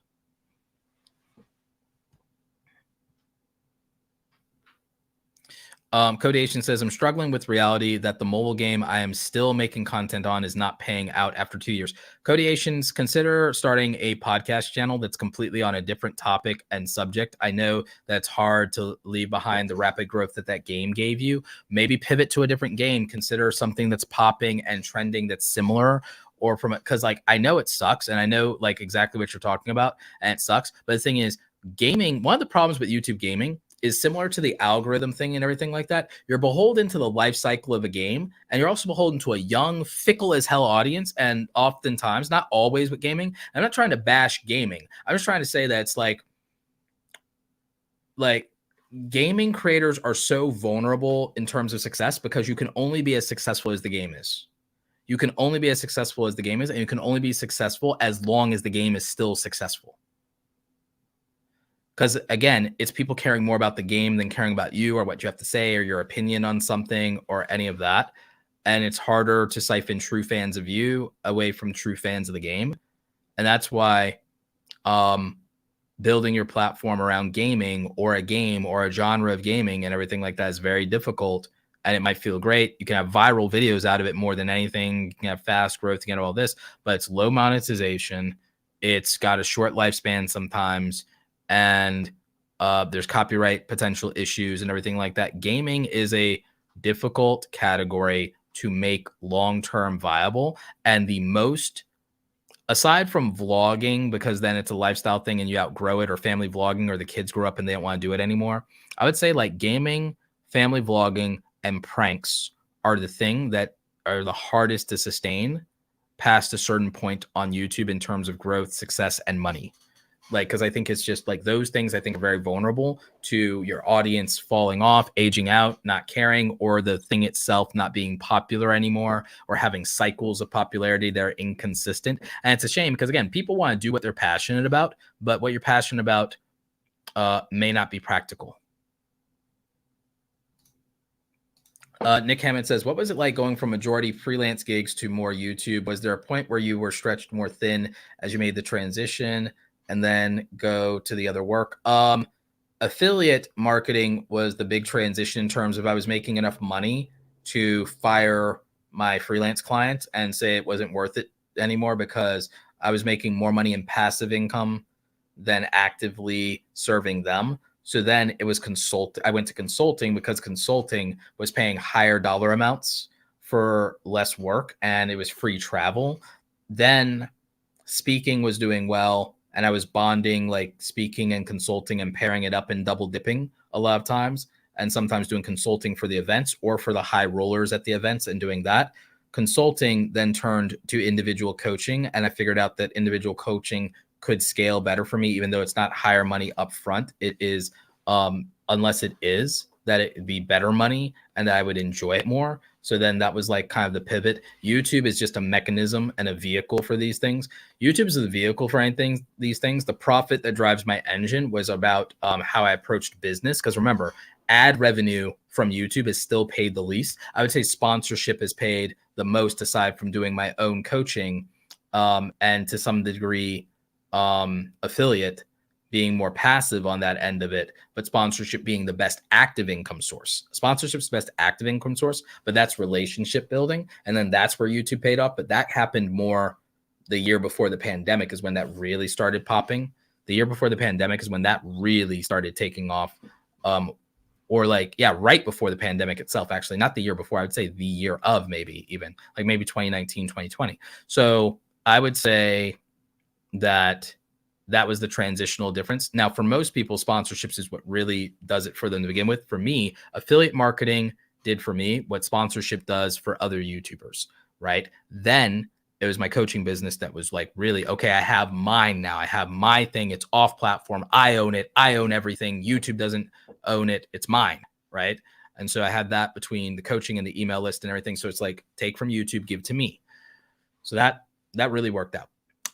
Sponsor relationships. I'm diversifying enough of my platforms to try to make it to where I can get the same amount of money in theory one day off of my podcast and email list than the YouTube channel. And then I'm really in control because then podcast distribution is not YouTube. YouTube's one podcast distribution versus the downloads from Apple and Spotify and Google and all those other things. So it's like the audio podcast. I'm going to bring back the audio podcast. I'm going to, yes, live stream it on here on YouTube, but I'm going to get it to surpass the main channel in sponsor relationships. I have a plan for that. And it takes less views because of the audio downloads to accomplish the same thing.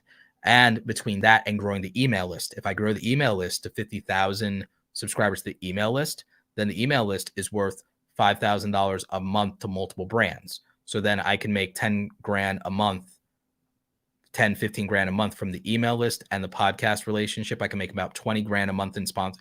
I could grow the email list and the podcast to a point, if I work hard for 2 to 3 years, the email list and podcast are worth $20,000 a month in sponsorship. So that would be the plan going forward for me, for the level that I'm at. And the podcast doesn't have to be that huge to accomplish that. The podcast with 10,000 subscribers on YouTube would have enough listenership at 5 to 10,000 on YouTube to where the audio downloads bundled with the YouTube channel and the live streams becomes worth it to get that kind of money when combined with the email list and sending out 2 emails a month. I mean, not a month, 2 emails a week. That becomes worth it to get enough sponsors on board to between the 2 of those, I can go 10, 20K a month between podcast and email list, independent of how either YouTube channel performs. So if I can manage that, then that's tremendous leverage. The podcast at that point would have enough momentum to also drive from the audio side, my book sales and product sales, regardless of what I do with the main YouTube channel. I won't stop the main YouTube channel. I'm just making the point that I can make my own platforms valuable enough to replace YouTube entirely from a practicality standpoint. And then my content, I'd never take down my content. So I still get the evergreen funnel for it forever. And I can still upload videos. I could just do it more sporadically, or I can get somebody to edit more content to me, or we could find a way to manufacture the sausage content of I film for a certain amount of time a week, give everything to the editor, and then I reduce my content creation workflow to an editor gets to film 3 to 5 hours of me, and then they have enough content to make constant content across my platforms for the entire month. The editor is responsible for that. It's not on my plate anymore. So now I just cut my workload from 20 or 30 hours down to 5 by doing that on that side of it. I could fill up more coaching with that, or work on more courses, and then I could scale. So like, and I could focus on marketing. I could grow the email list and the podcast. I could stream more. So my goal would be, if I get an editor, I get another sponsor, take that sponsorship money, hire a full-time editor. Editor is putting out content to where I have daily content between my platforms, some combination of 5 videos a week on the main channel, and then multiple uploads and streams on the podcast channel, clips on the podcast channel. So 7 days a week of content on the podcast channel between podcast episodes, live streams, and clips and interviews and shorts. So multiple. So like then we go to technically 60 pieces of content a month on the podcast channel, 30 pieces of content on the main YouTube channel, and then bonus content for channel members. So then we're putting out 100 pieces of content a month if I do that. I pay somebody full-time as an editor. And then my version of doing things is then I start streaming multiple times a week like this on both this and the podcast. I stream multiple times a week. And then I also film and sit down, and my editor then takes that 2 or 3 hours of me filming, and then they just round the clock edit for 40 hours a week. And I just film 3 to 5 hours a week. And that's all I do. And then they put out 100 pieces of content from that filming and from my streaming and clip it up. And then that's the business model strategy. And that's how I'd pivot there. Then we have more inventory to sell to sponsors. We have more inventory to sell to sponsors. We have more videos to plug affiliate. We have more videos to plug my book. We have more videos to plug the future products and courses I make. We have more videos to plug my coaching. We have everything we need at that point. We get to drive more traffic to grow my email list. We get to drive more traffic to the podcast. We get to do more reach and awareness. And so that scales everything. And that would be my plan. That would be in a perfect world, that's my plan. In a perfect world, I get a 4, 5, 6 grand a month, another sponsor to add to the channel, take that, pay it in salary to an editor. Editor works around the clock, 40 to 50 hours a week to make, or if they can manage, if they're fast, 30 hours a week to make this content, get it out.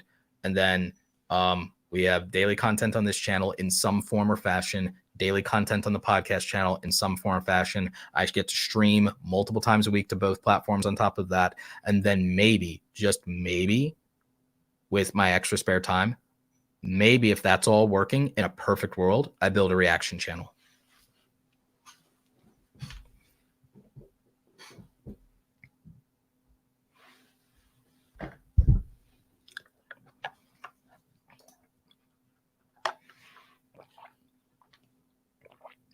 Oh, we're reaching the point where I have to actually go to a 6 o'clock appointment I have. So I'm just going to read the last super chats and then we're going to dip out. Hey, Roberto, you're amazing, man. I know you're going to be an outstanding husband and father one day. Thank you so much, Jenny. I appreciate you. That's always nice to hear. It's always very nice to hear. Let's see. We're just going to read the last super chats and then we will close out and you guys will get to close out to my book, the commercial for my book. So we'll just do the last super chats. Good to see you. El Jefe Reviews, head of security. Let's see. Maybe we did all the super chats. Let's see. Oh, no, we have some last ones. We have our good friend, Ms. Samantha Roblox. And yet I watched you, not the 200K channel, LLU, had relatability. Thank you so much. Appreciate it.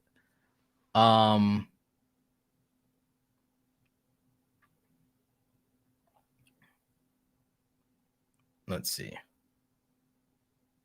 Yeah, I love this clip. This is Mythbusters, but also Sword Art Online. I reject your reality and insert my own. Let's see. She Fires. Thank you for the $20 super chat. Thanks for all the quality info, Roberto. Hope you join one of your video sessions. Thank you. Appreciate it. Let's see.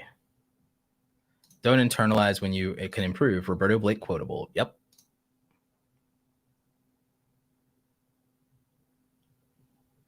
Slandered Gaming says, I have a 12K subscriber long form gaming channel. Next month, I'm starting gaming podcast. Does it need to be on a new channel? For you, I would, because of what I said, with the fact that you can double dip on sponsors, you can grow a different audience, and you can make more money doing it. So I would. 10G Social, thank you for the super chat, says, your thought of me doing my live stream from the streets of DC in a tourist area, even though I have only a small audience of 1.5K subs. That may or may not be safe to do, in theory. So I would consider that. If it's going to be man on the street style stuff, I don't know if it's better to live stream it versus just record it, because anything can happen, not to mention needing to get people's permission. So again, it depends on it. I would rather you record it because I think it might be safer to record than to live stream. And then there's also other problems so from a safety and security standpoint, it might be better to record than live stream.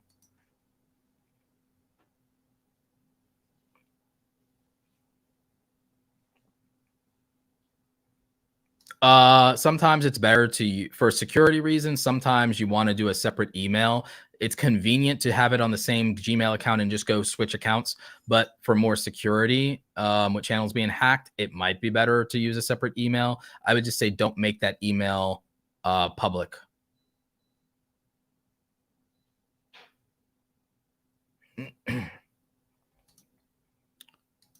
Rainbow. Thank you for the super chat. You said your questions above. I don't think I can.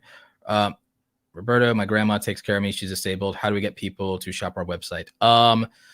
Realistically, if your social media is not working, paid ads traffic is at least a guarantee of traffic. It's not a guarantee of sales, but it's a guarantee of visibility. So when in doubt, but it doesn't have to be anything extravagant, but a small Google ads budget at least does something for you if you need to drive traffic to a website. If you need to make money, the fastest way to make money online is freelancing. So freelancing services on LinkedIn, Fiverr, Upwork is the fastest way to make money online when you're in a desperate situation. If you have things to sell, ad traffic, buying ads is the most practical thing. I can't critique your website on this stream because I have a 6 o'clock appointment, but maybe some other time.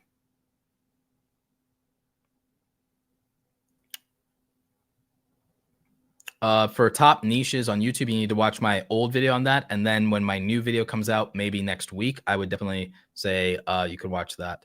Maz, how's it going? I recently started building up a newsletter as well. How did you decide that you wanted to charge sponsors for each issue? King would love some advice. It's more that I decided to charge by the value of my reputation than anything. I don't think you can decide it purely arbitrarily on numbers. I largely believe that you have to get to a place where you can start to internalize the value of your reputation and cost. I think having my own products and services also helped me with scaling the value, because it's like what I did is my leverage is this. If I sell my time and my products for the amount of money I sell it for, then it's more valuable for me to promote myself than to promote a brand. So that's my negotiating leverage. This is another reason for all of you who are like, oh, I don't want to sell anything. It's like when you can make more money and tell a brand and prove to a brand that, hey, if I promote myself, this is how much money I stand to make. So it's not as much worth it for me to promote you instead of promoting me, because here's how much money I can make promoting myself. I can be my own $5,000, $8,000 brand deal, because here's what happens when I promote myself to my audience. Here's how much they support me. So I might need you to come with you might need to match my energy, because here's how much I make without you. So so you need leverage. It's easier to ask for more money when you're already making money, because then they're competing with you for the attention of your audience on a dollar value scale. So the thing is, the more money you make, the easier it is to negotiate and haggle with a brand purely on whether this is truly worth your time, because you have made yourself more valuable without them. So just consider that.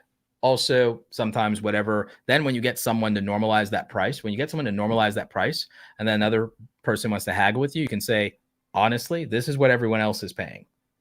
Because then it's like, again, you're in a situation where they don't have leverage to say this is what the price should be. So just consider that.